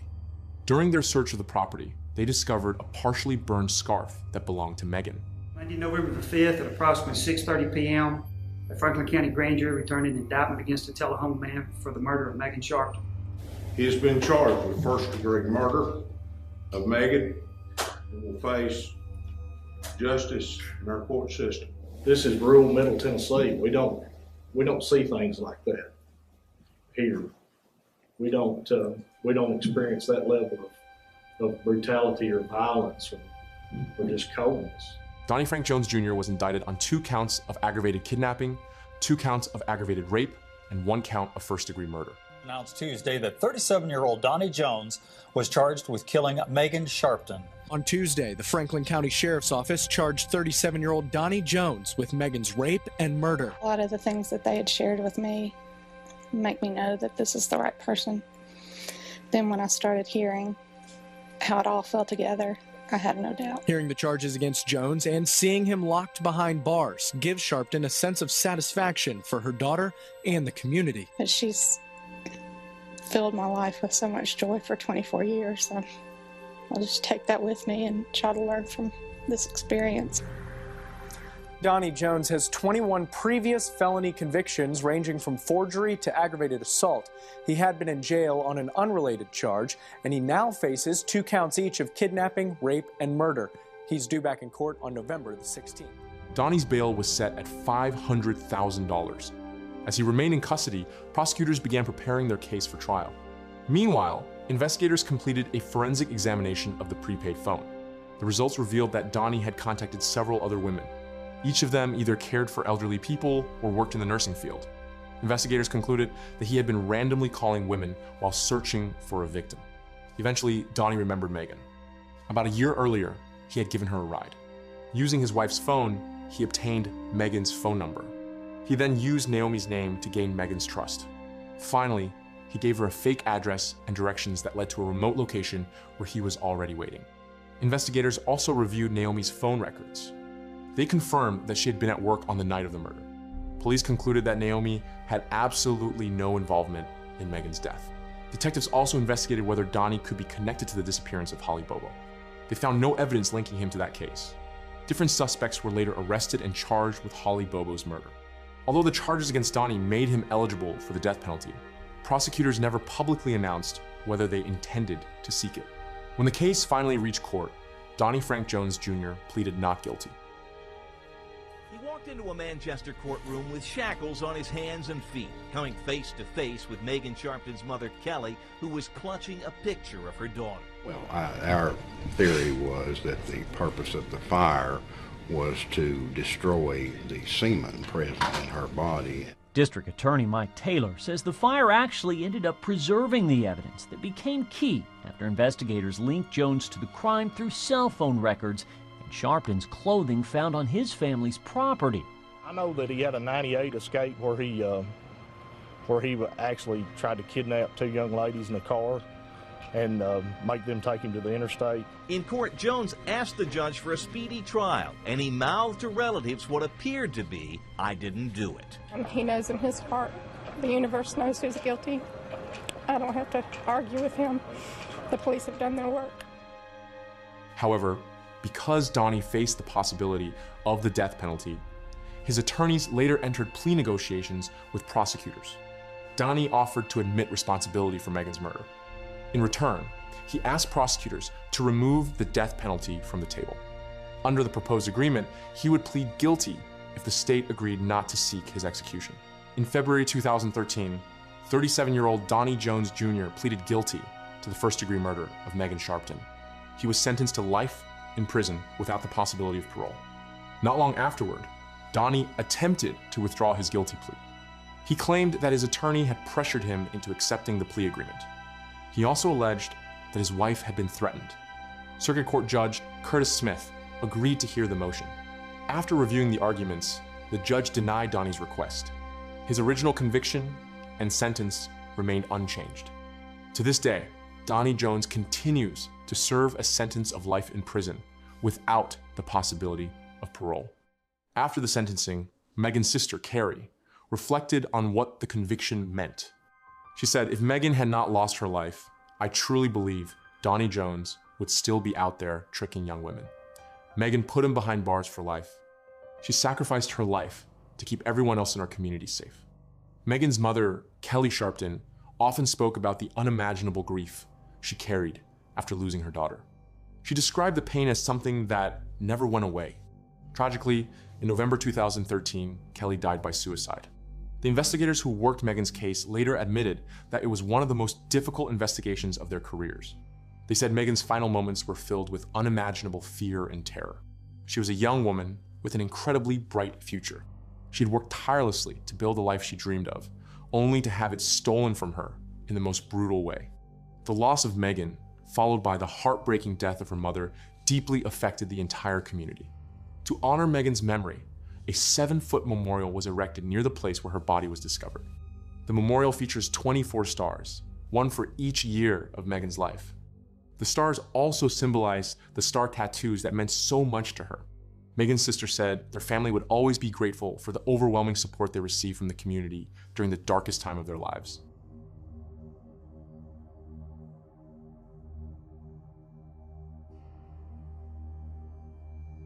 Thank you for staying with me until the very end. Megan Sharpton's story is a heartbreaking reminder of how quickly a promising future can be taken away. She was only months away from becoming a nurse. She worked tirelessly, cared deeply about the people around her, and was determined to build a better life. Instead, her dreams were stolen by a senseless act of violence. Although nothing can erase the pain her family has endured, Megan's story continues to remind us of the importance of seeking justice and remembering those whose lives were taken far too soon. If you would like to honor Megan's memory, please leave a few kind words in the comments. May her name and her story never be forgotten.